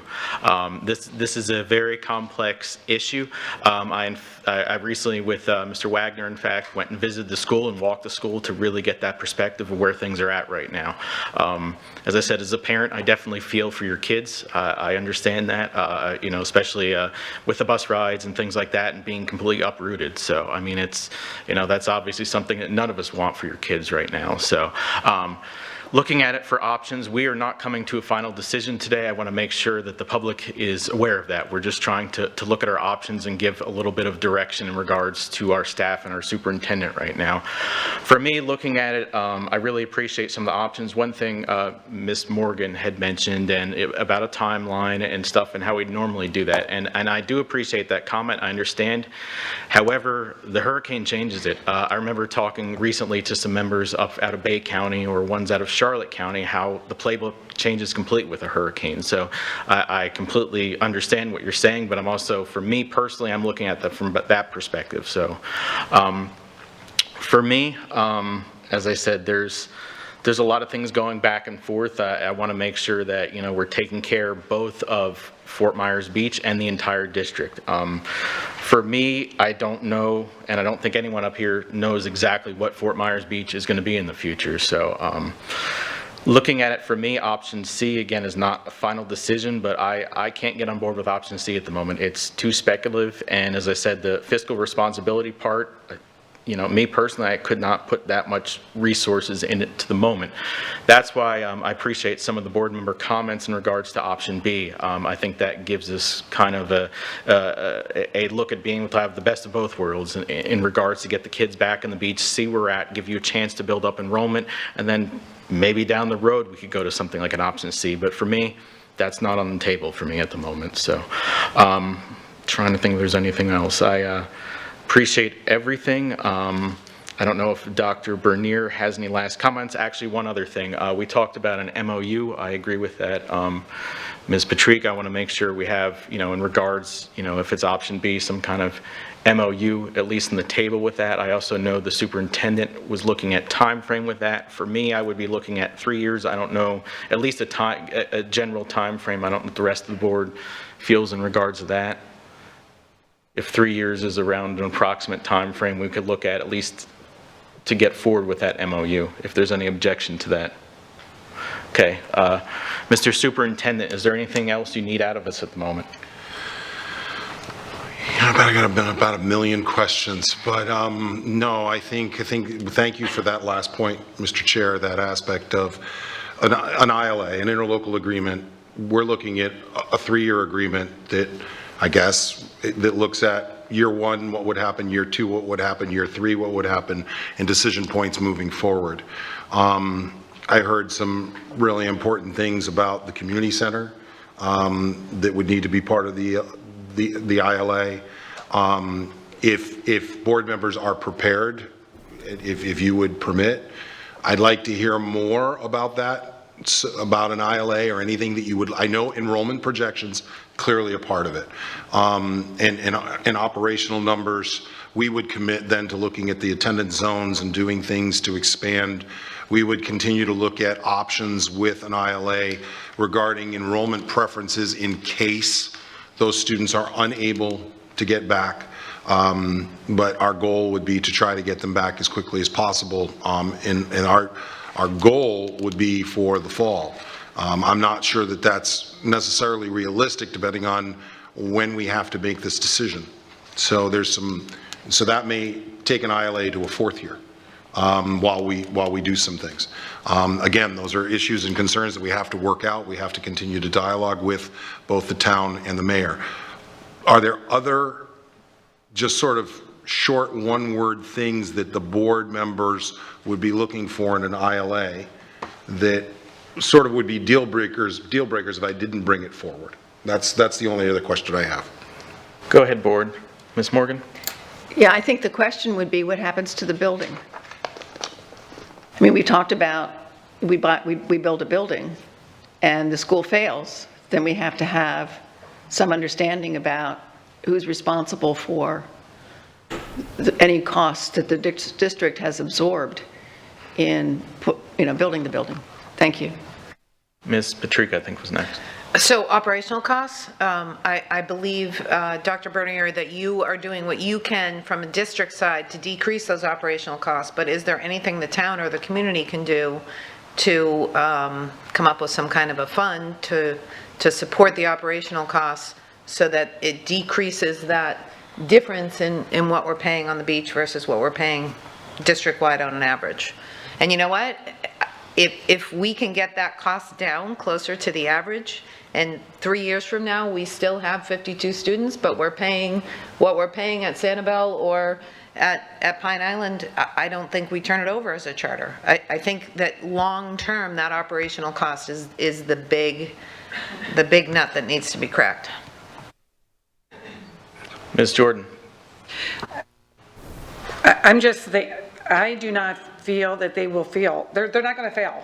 They're just not going to. The parents are engaged. It's like Edison Park and Franklin Park back in the days when they became magnet schools. Parents were engaged, community was engaged. The schools succeeded. I don't see this school failing. So I think that we just need to make sure that Bay Oaks is on board with us for that, maybe before or after, especially when they're looking at kids coming over from workforce. We just need to make sure that they're with us. Ms. Juvenile. And I would actually agree with that. I think it's critical that we partner with everyone on the island, the businesses as well. I think that we have to have some sort of a form of commitment on their end to make sure it's successful. So I think it's not just families and not just the Fort Myers Beach Council, but the community and the businesses there that support that community, because I think that is going to be critical. Thank you. I was going to mention something similar to Ms. Juvenile. I would leave that at community partnerships. Do we have any other? Mr. Persons? I just would like to ask the beach to approach all these new resorts that are going in there for help. I mean, they're spending multi-millions of dollars, and there's several, I know, on the planning stage also. And I know they're going to be wanting concessions because the price of land has gotten so expensive out there that they're going to have to go up a little bit higher. I know you don't want it to look like Miami, but even Sanibel Heights sort of things would be very helpful, and hopefully they'll come around and support the school system. But that has to come from y'all. We can't go ask them to do that. That's all. Anybody else? One thing I'd also like to mention to the Fort Myers Beach community, if we end up going the option B route is, we will do everything we can, but things may not be perfect from the beginning. We'll do our best, but I kind of witnessed that from the Sanibel school, that we're still working on stuff. They were super excited to be back, but we still have work to do there. So, Mr. Superintendent, is there anything else you need us to clarify? Not clarify, I just want to say thank you. This has been a very productive workshop to provide both myself, Mr. Ramirez, and Mr. Wagner with the direction we needed. I appreciate your candor and your desire, and thank you to the chair for that additional question. I appreciate that opportunity to ensure that as we begin to work on an ILA, that we have the categories necessary for all particular board members to feel comfortable with the ILA that we produce, to put with a projection and a proposal moving forward. So thank you. Thank you, Mr. Ramirez. Thank you, Mr. Wagner. Thank you, Mr. Superintendent. Thank you to the Fort Myers Beach community partners and families for your hard work. We appreciate it. So now we're going to move on to public comment. Attorney Dupree Bruno, could you please address public comment? Thank you, Mr. Chairman. Good afternoon. School board policy provides the opportunity at this point in the meeting to address the board concerning any matter on this meeting's agenda. If you completed a public comment card, please provide it to staff. The public comment will be held at the podium in the center aisle in the front. Please be advised that the board will not respond during public comment to remarks made by speakers. Speakers who fail to follow proper decorum in the chambers will be ruled out of order. Any speaker continuing with such remarks will be required to relinquish the microphone per board policy 1.11 and may be removed from the chambers. There will be one warning. For board policy 1.11, the time per speaker will be 3 minutes, as we have 15 speakers that have signed up. You will find a countdown on the big screen in the front of the room. Once your time has elapsed, the microphone will automatically shut off.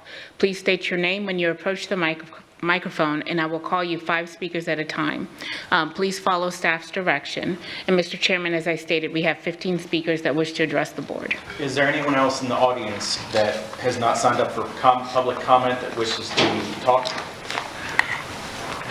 Seeing none, just want to remind everyone in the public that in a briefing, that public comment is limited to the agenda items. Please proceed and call the name, Ms. Attorney, Ms. Dupree-Bruno. Thank you, Mr. Chairman. Will the following individuals please line up? Gwen Gittens, Tarek Peterson, Sharon McGill, Jim Adderholt, Lori Zamniak.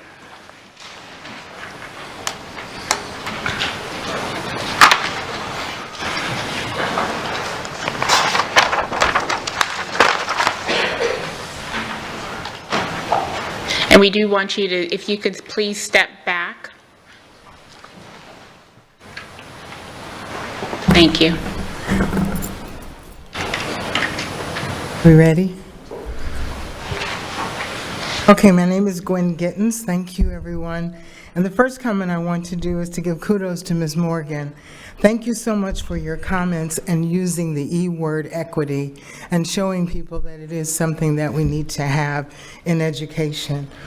Regarding the discipline conversation, I would really like to see an update with the data and financials for not only Success Academy, but also the Prevention Center. The Prevention Center was put together for vaping, and I did not see it broken out up there as which area was vaping. So I would like to see, so we can see how much we're spending on both places and the efficacy of each one.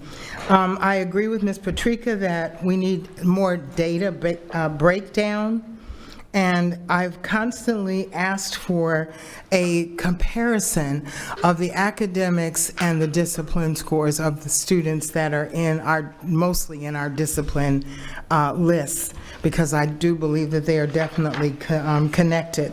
And someone mentioned about teachers. There are teachers that have and are leaving because of a lack of discipline and support. And if we are still, it should be easy to get that data, because we should be doing exit interviews of all of our teachers that are leaving. And if we don't have it, we need to be doing that. Regarding the naming of QQ, first of all, let me say, like Ms. Jordan said, I would like to know who the ad hoc committee is. If we consistently keep doing the same thing, we get the same result. The numbers of the names of the organizations that you tap each time you ask for an answer do not include the Hispanic community, the Haitian community, the Black community, the organizations of churches, Boys and Girls Club, YMCA, after-school programs. Those people are not brought into that ad hoc. So the area out east is the most diverse in the county, and we should be showing that in making decisions. And regarding the choice of name, Mrs. Teal, would you wave your hand, please?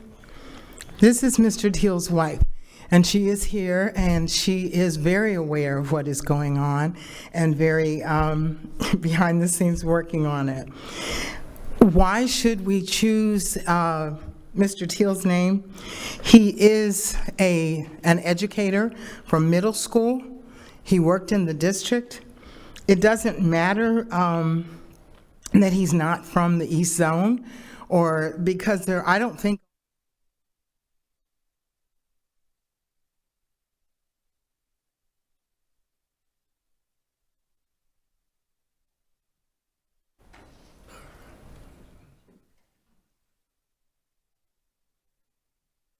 Hello, good afternoon. My name is Terry Peterson. I am a product of the Lee County school system. I also work for you guys. I taught school here for about 15 years before I got hurt and everything. I've had some positive and negative experiences here in Fort Myers. I was a middle school student of Mr. Teal. I went to Fort Myers Middle School, and without him, I would have never got a chance to go to Kentucky, meet, what is his name? Coach for Kentucky. I shook the hands of Governor Ford, Adolph Rupp, I think his name is. I met him. I shook hands with Dick Gregory, Muhammad Ali, and all these things were inspired by Mr. Till. Mr. Till and Mr. White, Fred White, of Fort Myers Middle School, they got me through a lot of things. I played rebel football, #1 in the nation, 2 years in a row. Academics was the key. Athletics was one, but academics, always education. Education was the key to Mr. Till in the community and church. That's what he had us do. Community, church, people first. That's why I think this school should be named after Lemuel Till. I also taught at Lehigh Middle School, and I think they'll be proud to have that name on their banner. Thank you.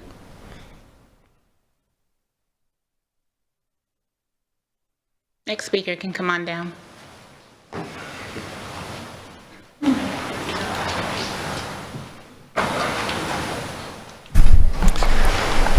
Good afternoon. My name is Jim Adderhold. I'm the Vice Mayor for the town of Fort Myers Beach, and I also serve on the ad hoc committee. I'm also here on behalf of our mayor, Dan Allers, who is with us 100%, but had a meeting with Kevin Guthrie, who's the State Emergency Management Director, and it was at this time. Our whole council's here today. John King is a member of our council. He's not going to be speaking out of respect for your time, but the other two councilors will be speaking. As a representative of the ad hoc committee, I've kept abreast the mayor and the town council of the discussions that we've had with your senior team that have been excellent. And there, the town council and the mayor are in strong support of an interlocal agreement. As a fiscal conservative, I too share your concerns about the operational costs of the beach school, particularly the cost per student. The ad hoc committee is working collaboratively with the superintendent's senior team and has come up with very serious solutions, which over a reasonable period of time will almost double enrollment and cut operational costs in half. These solutions are in partnership with Lee County School District and would be codified in an interlocal agreement with the town of Fort Myers Beach. Any progress would have metrics and be measured so we could all be held accountable. Having said that, this is the worst possible time for the children and the parents of the beach school to be having this conversation.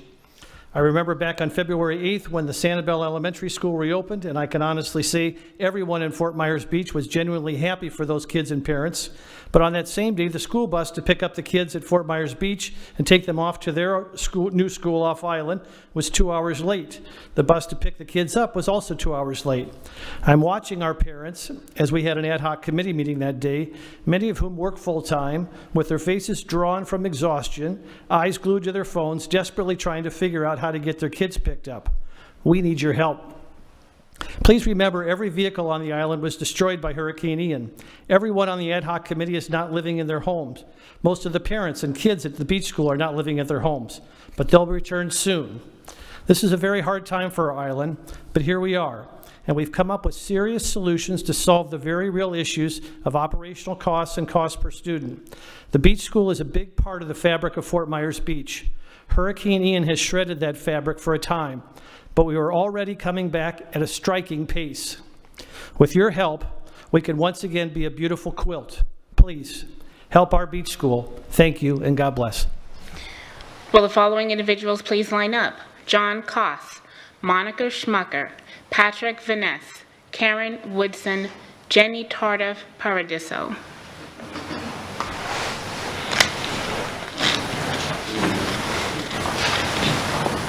Good afternoon, Sharon McGill. I've been listening with interest to all the comments and made tons of notes myself, and I appreciate the passion for the Fort Myers Beach School. And in the best case scenario, yes, there should be a beach school, but we have to stay fiscally responsible, and every one of you mentioned that today in your comments. And so I guess it comes down to, what do you consider fiscally responsible? And how far does that go? And the operating costs and the sustainability and the equity and your commitment to all of the students of the district. Now, the interlocal agreements come up in addition to things the district could do, like combining classes, a smaller footprint for the school, having temporary teachers, or I don't know what word that was that you used for that would come in for some of the classes so they wouldn't be district personnel and have all the insurance costs and everything that would go along with that. But I'd like to see that. I'd like to see what kind of savings that you think that would come up with. And then to the Fort Myers Beach people, you have major resorts on the island now, several, okay, and you have new ones coming in. What percent, or pre-Ian, what percent of their workforce came from off-island, and what percent of that workforce do they think had small children that would have come to the island? I think those questions need to be asked to get an idea of how many children you might expect. Because driving all the way from Lehigh Acres, possibly, if you have a child in middle school, you're probably going to want to leave that child close to that, an elementary child closer to that child. Okay, so I think those demographics of who you're looking at coming onto the island and bringing children is something that needs to be explored a little bit more. Because I was surprised that the Boca Grande charter school wasn't used as a comparison, and having applied the same thing to Fort Myers Beach as Boca Grande has, and that didn't even come up as an option. So that was a little disturbing, because the options that are here basically are the options that we had in December with a few modifications. So I'm not really quite sure why we didn't think out of the box a little bit more for options. Thank you.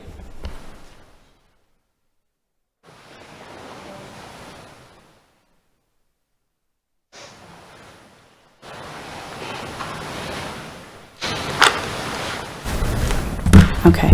Hi, I am Lori Zamniak, and I'm the current fourth grade teacher at Fort Myers Beach Elementary. I've been at the school for 27 years, so my heart and dedication has been at that school for almost 3 decades.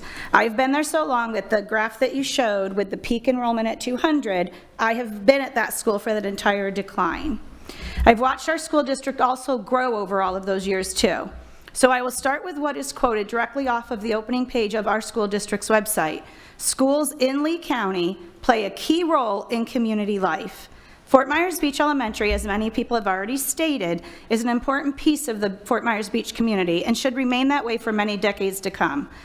I also pulled off that our district's vision and mission statement is to be a world-class school system. To be a world-class school system must include innovation and new ideas. This is where the rebuilding of Beach Elementary contributes to that world-class system. There's an amazing opportunity here to reinvent the school as a magnet STEM school. These ideas have been discussed in the many town hall and ad hoc meetings. The difference now is that parents and community members have made contact with many agencies, including FGCU, to obtain interest to help the school move forward with these programs. Many options have been discussed in the several town hall and ad hoc meetings on how to attract more students, as many of you guys have also said. But to do this, we need a school, we need a facility. As a community and school, we have many ideas on how to boost enrollment, but ultimately you, the school district, is in charge of enrollment. I totally understand in education it must be equitable and fair. So what is fair and equitable? Is it that the cost must be the same? Well, the cost to educate each child is not the same. To keep it fair and equitable, or to level the playing field, as is used in district terms. If I use that same philosophy for my classroom to justify rebuilding Beach Elementary, you would have to understand differentiation. Instruction is based partly on a student's needs each day. Therefore, some students will get more teacher time than others. Equate that to more money than others. They are all still receiving a fair and equitable education based on their needs. It's just the path to get there is not always the same. Thus, the path to rebuild Beach Elementary right now is not the same needs as other schools. Equitable does not always equate to the same dollars. I also understand our school needs sustainability with bringing to over operational costs down. Again, this can be done if our enrollment is allowed to increase to the sustainable level. But we need your help to do this, as you ultimately control enrollment. We do need more help right now to pick ourselves back up and be a school again. We are one of the top-ranking elementary schools in the district. I can assure you, every staff member there does everything they can to make sure those kids still succeed. We're still doing it now. Please don't deliver that final punch to the students most of all, but the parents, the community, and your dedicated staff. Why would you close an A-rated top school? There's such an amazing opportunity here for the district to develop the campus into a forward-thinking school of the future. Thank you, Ms. Samniak. Go ahead and finish your thought, but thank you, Ms. Samniak. All right, I'll just email the rest. Thank you. Next speaker, please.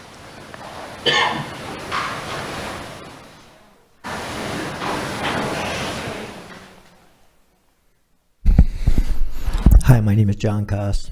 Excuse me, I switched through. I was going to stay up here based on how the presentation went. There's been a lot of talk about the ILA and the path forward tonight. I would hope that you guys would consider, obviously a big want by us or need by us is to get our kids back on the island as soon as possible. So the historic building looks like it's going to be done at any solution that we have going forward right now. I'm not sure how your procurement mechanisms work, but if we spend a little bit of time working on this ILA, it would be nice if we could immediately kick off renovating that historical building and getting it to a point where potentially it could be an option next year, if not September or in the fall. Also, you know, I know Dr. Bernier, who I respect very well. I could sound his hesitation about being able to use our library as a supplement some of our kids. I had the pleasure, I was able to walk through the library with Jeff Wagner and your SREF representative, and we feel like there's real potential there. So I'm talking to you to where if we can get that historical building done sooner rather than later, that and the library would be in combination with each other to get our kids back on the island, and it would really get us on a clear path to get our kids back on the island immediately, and I would really appreciate that. Also, I would just like to thank Dr. Bernier and his staff. It's been wonderful. It's gotten passionate sometimes in discussions, to say the least, but they've represented you very well, and I really appreciate everything today. And I know I'm not supposed to address anybody individually, but on some of the comments that were made, we have reached out to charter schools. We've reached out to FGCU. We've I have talked to FWC. I've talked to the Coast Guard. We are working diligently on everything that we talked to you about, and this is the fight for our community in some of our eyes. So you're always going to get our top effort. Thank you.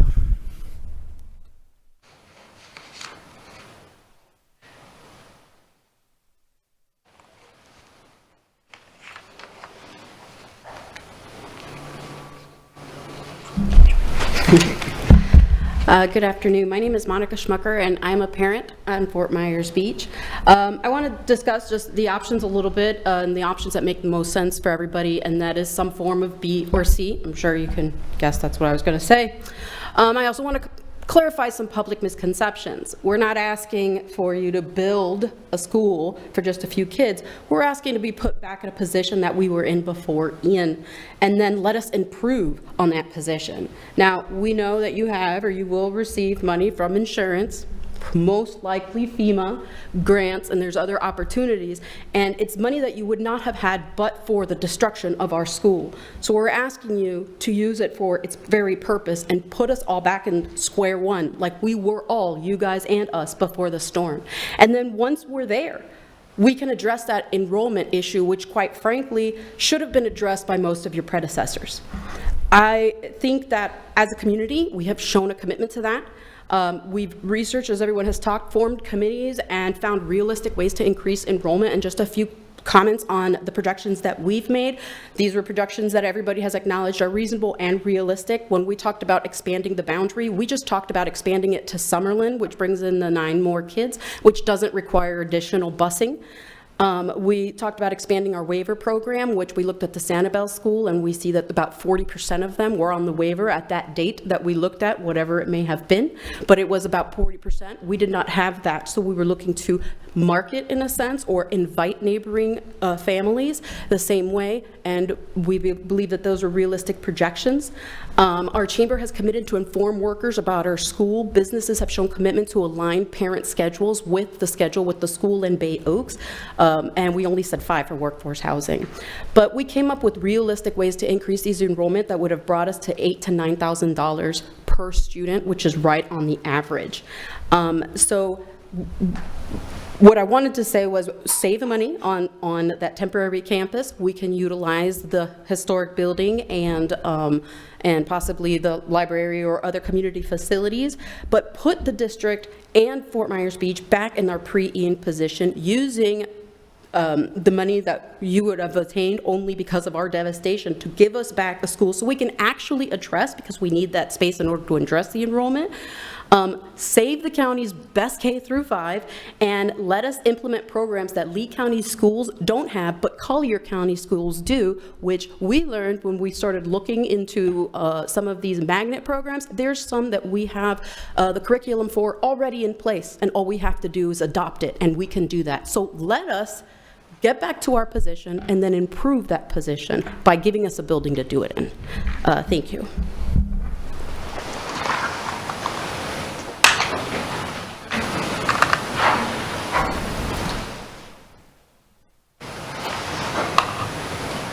Good afternoon. I'm Karen Woodson. I'm a member of the Fort Myers Beach Town Council. I want to thank all of you on the school board for the work that you've already done in conjunction with our parents, community, and our council. Obviously, no one in the world would have thought that FMB would have been decimated by a 500-year storm. Literally the loss of lives, homes, businesses, and our close-knit community as we knew it. Therein lies the moral obligation that concerns some of you, not just the fiduciary responsibility. Having said that, there could be a fourth option of a hybrid of options 2 and 3. As our superintendent alluded to, saving money on portables and moving forward with permanent structures. We could fit all the kids into the historic school and possibly use our library, keeping our kids on the island for their education. At the same time, work on expanding enrollment, which we have talked about. We could rebuild our community, business, chamber, and council using in all of our efforts and endeavors in partnership with our school. Thinking outside the box is an understatement, and one that is embraced and supported by not only our beach parents, but the entire community of Fort Myers Beach and the council. I ask that you move forward with positive commitment to further our beach school and rebuilding of our community. Thank you.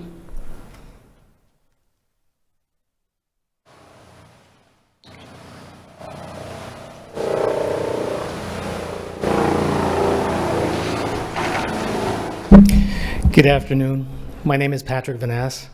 I came here with a list of items to discuss, and I listened to your comments, and I changed my list completely. First and foremost, I'd like to thank staff for the work they've done through the ad hoc. And the message I want to relay is, guys, we've got a great solution in option B. We have a compromise. We have something we have worked hard to find solutions on. And just within a few meetings, we have found great solutions. We saved money on portables by putting the kids in the historic building and in the library.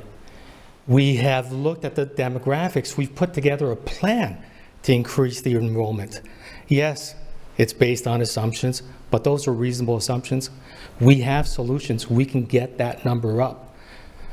We have also looked at that long-term commitment and sustainability of, is the district going to be on the hook forever with a school that can't get the enrollment up?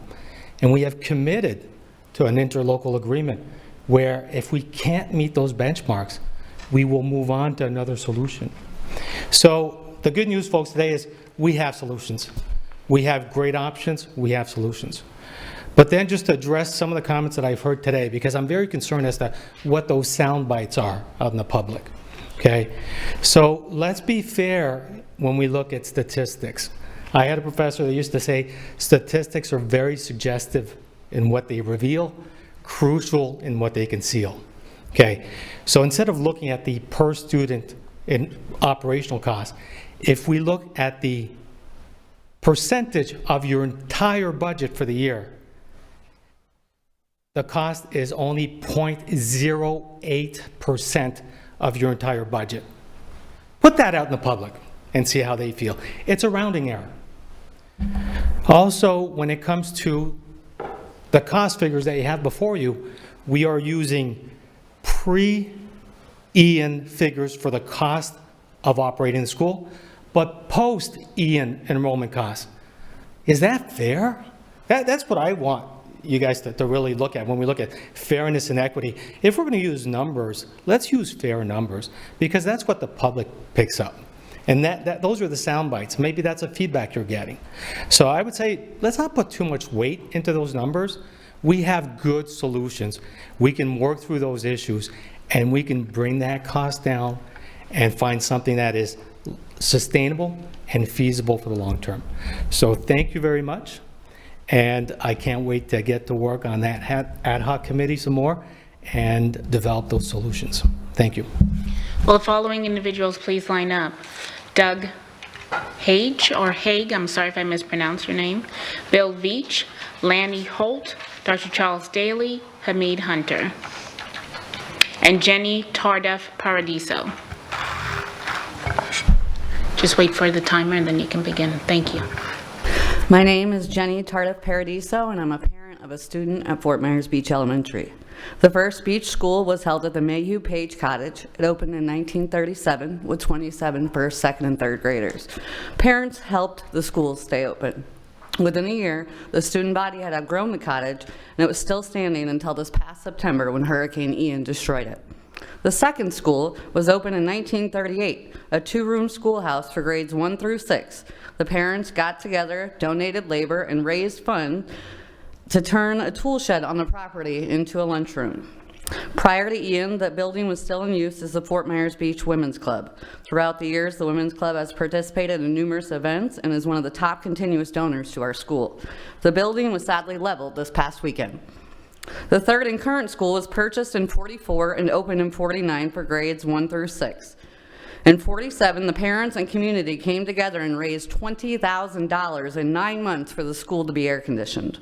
In the '60s, she survived Hurricane Donna. The district, parents, and community worked together to get her back up and running.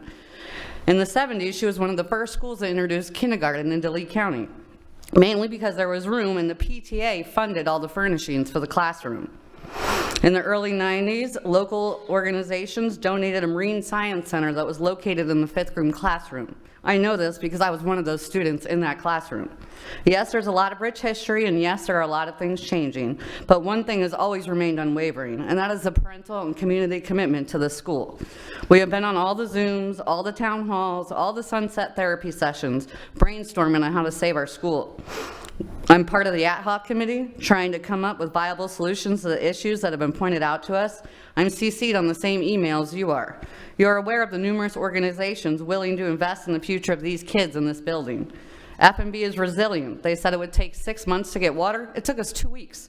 They said it would take ages for electric. It took 1 month. They told us we would not be able to get our lives back, yet here we are rebuilding our lives. We're rebuilding our homes, our community, and doing our best to ensure stability for our kids. We're showing up, not giving up, and advocating for what's right. I leave it to you to decide if the zones need to be expanded, the barrier school rule needs to change. I leave it to you to make it possible for people to choose FMBE on that choice application. The magnet school approach is such a great opportunity. We've already had a marine science center there. Otsego Bay has pledged to be on board. A principal already started a STEM lab on campus. FGCU is interested in implementing their entrepreneurship program. Imagine teaching kids not to see problems as obstacles, but as opportunities. Imagine all of us seeing the situation as an opportunity. We have such wonderful resources here, let's utilize them. I appreciate you taking the time to listen to us. Now please help join us in saving her, because she's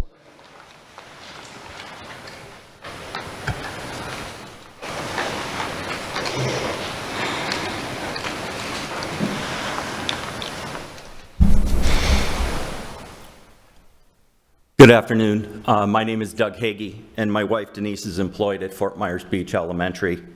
I've had the privilege of being a volunteer, a substitute teacher, and a coach at Beach Elementary for 5 years. My professional occupation is also as a marketing strategist and consultant, and I've advised numerous clients on their site locations. I've worked with demographic data and projection data. Thank you in advance for the consideration of my perspective and my experience on 4 points. The demographic projection, I would really like to impress upon the board that we are in the land of reasonable assumptions. I believe the assumptions the ad hoc committee have put forward are sound. The underlying variables of demographic projections are scrambled. We are in the aftermath of a natural disaster. Housing stock has been devastated. No one can tell you for certainty how many females of childbearing ages will work or live on a sterile island in the next 3 years. It is an unknown. Demographic projections are not demographic certainties. You actually hold in your hands the power to influence the demographic makeup of the island. The existence of a school, the existence of an A school, will affect the number of families who decide to rebuild and live again on the island, and also maybe the number of employees who go to work on an unknown expanding number of businesses on a sterile island. One statistic that I would hope we check that we're apples to apples on, and I believe at Sanibel, in K through 5 enrollment, a substantial number of students who attend that school are children of employees on the island. I want to make sure that you have the information in your hands that shows an estimated number of student attendees that would be sons or daughters of employees on the island. Very quickly, I'll shift to my emotional plea, and it is a plea. I have shadowed and been mentored by a simply wonderful group of teaching professionals at Beach Elementary. I have witnessed firsthand their impact on the educational success they achieve for their students. We are talking about an A school and an A environment. You see the measurements, you have the scores. Beyond that, it's an intimate, compassionate, and caring learning environment that I believe should be cherished, not extinguished, and be given an opportunity to grow back and grow back better. And lastly, because I see I'm on the clock, please make me one promise. Before your vote, look in the mirror. Look into your own eye, or look into your heart, and ask yourself a simple question. What is the right thing to do for Beach Elementary? Thank you, sir. What is the right thing to do for those students? And I trust you'll come to the Thank you, right sir. answer. Thank you.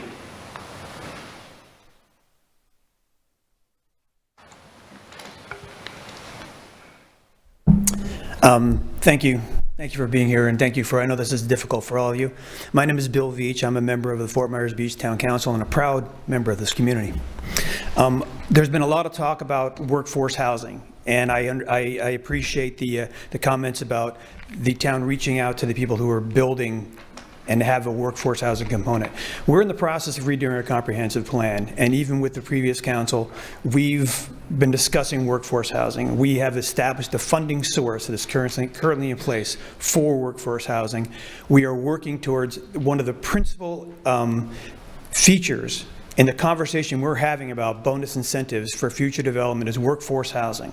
So there is right now, it's in the conversation, it's in the commitment.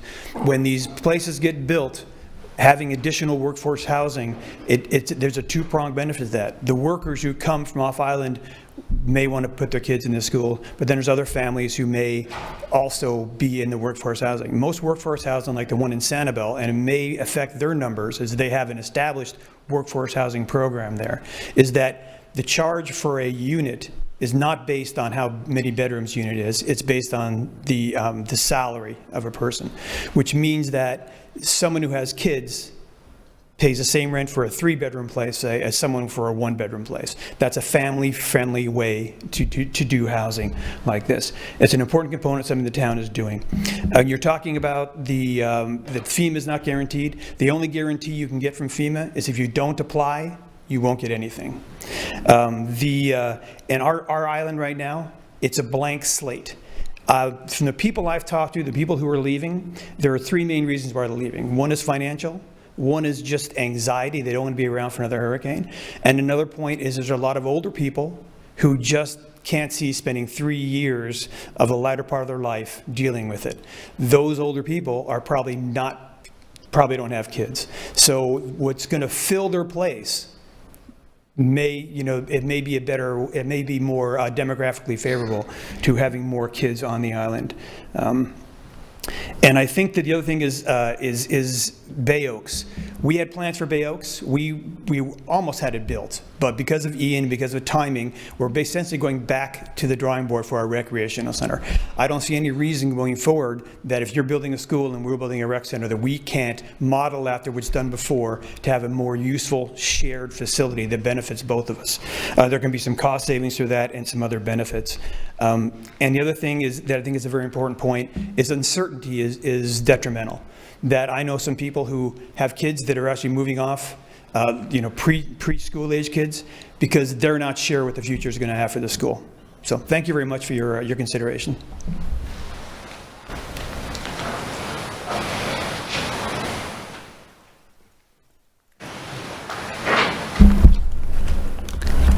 My name is Lainey Holt. I am a current teacher at the Beach School. This is my first year there. I'm going to finish Mrs. Zimniak's statement because it was too good not to. There is such an amazing opportunity here for the school district to develop the campus into a forward-thinking school of the future. Please give us the chance to continue to be a top-ranking school in our world-class school district. Please give us a school back where we can build our enrollment over the next few years and build an innovative program for the future. We as a staff have maintained our commitment to the students and families of Beach Elementary. We have been teaching on a new campus with a new commute, faced new challenges, and all while doing it in our own personal difficult circumstances and losses. Now is the time for the school board at least to approve a reestablishment of the Beach campus and an opportunity to meet enrollment thresholds. Isn't that what world-class really means? I implore you to vote to rebuild Fort Myers Beach Elementary and to give it the chance to come back as a world-class school for future decades to come. To tippy-toe or piggyback off of what she has to say, in my opinion, coming from a Leader in Me district, it's a win-win situation. This is a beach of the future, and we need to build a school of the future. With attraction comes enrollment and those community connections and partnerships we've talked about. Piggybacking on relocating. As grateful as we are to have a campus, we have not been very welcome. It's like living with relatives. You kind of overstay. Teacher and staff morale is down. We are pitied when we walk into any school. You say, oh, you're from Fort Myers Beach. In the room you hear, oh. Going back to the hiring slogan, Teach by the Beach, recruitment help was committed with no action, and I appreciate that acknowledgement. These controlled open enrollment, public school parent choice, state statute 1002.312AA does provide that a parent can provide the choice to any school in any district, bar discipline for that student. Our island school should not be compared to other island schools because we have a different footprint, unfortunately. The time it does take to get from Heights to Fort Myers Beach Elementary on a good day is about 30 minutes. I will tell you, I worked at Heights. I had a fabulous classroom there. My last year there, I had 52 students between 2 teachers. 18 of them had IEPs, 5 of them were ELLs because I was the only one certified on the grade level to do that. Happily, yes, but moving to the smaller school in the smaller environment has shown me how positive that can be for learning. Thank you.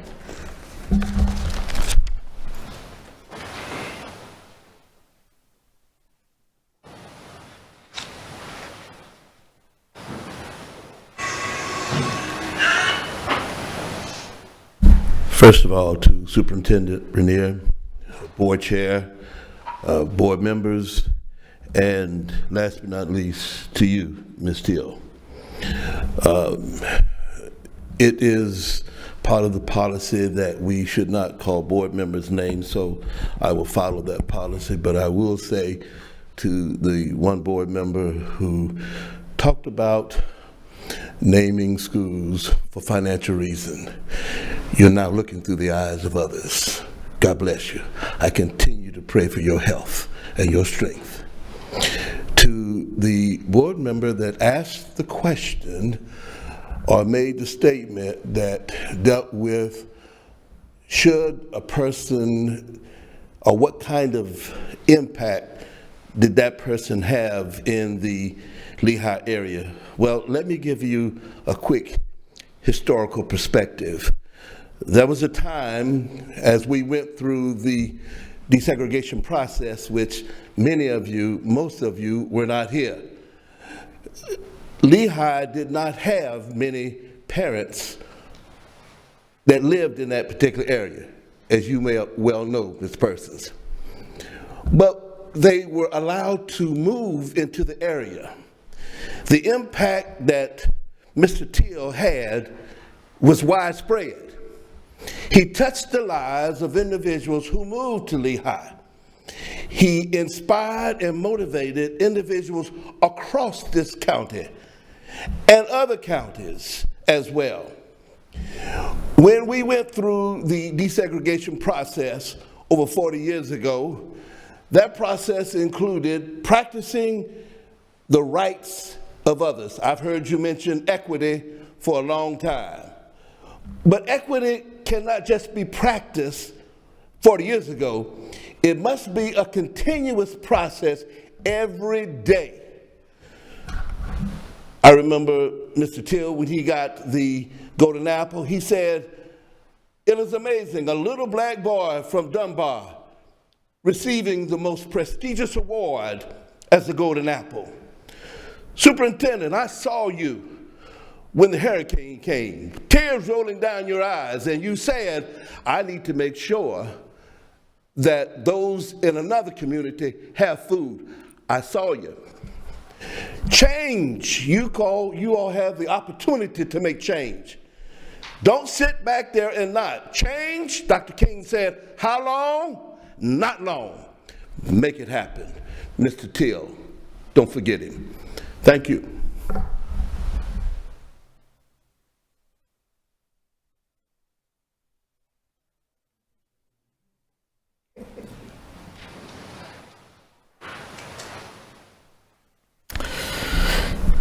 Good afternoon. In our chapter, we call Brother Daly there, Brother Fire and Brimstone. Now y'all see why. Mr. Superintendent, Mr. Chairman, ladies and gentlemen of the board, Ms. Bruno, it's always good to see you. My name is Hamid Hunter, and I'm the proud polemarch of the Fort Myers Alumni Chapter of Kappa Alpha Psi. Brother Teal, Mr. Teal, was a member of our chapter and a charter member of our chapter. Mrs. Teal, Mr. Teal, it's good to see you. That's his son, Mr. Teal, over there, along with his wife. Brother Teal, and I'm going to talk about some political things, but I promise to be nice. We are living in a day and age nowadays where we want to make rules and pass laws that keep people from saying things that offend others. But we want to preserve our rights to offend others. Let that sink in for a minute. As a board, I can't imagine, I can't fathom the responsibility that you all have to make decisions every day and not offend people. I don't think it's possible. So I'm going to talk a little bit about race now, but I promise not to be critical. Let that sink in for a minute. Brother Teal was raised in this community. He did something that was rare for his day and age for a black man from any community, never mind Dunbar. He left the community and went to college and graduated in the 1950s, 1960s. In 1959, he became a member of Kappa Alpha Psi. Then, unlike a lot of young black men do, he actually returned to his community and brought his education back. He also sought out a master's degree in mathematics and, as you know, became a math teacher at Fort Myers High School. Brother Teal embodies, this, no matter what race you are, no matter what community you are, he embodies the spirit of commitment, the spirit of achievement.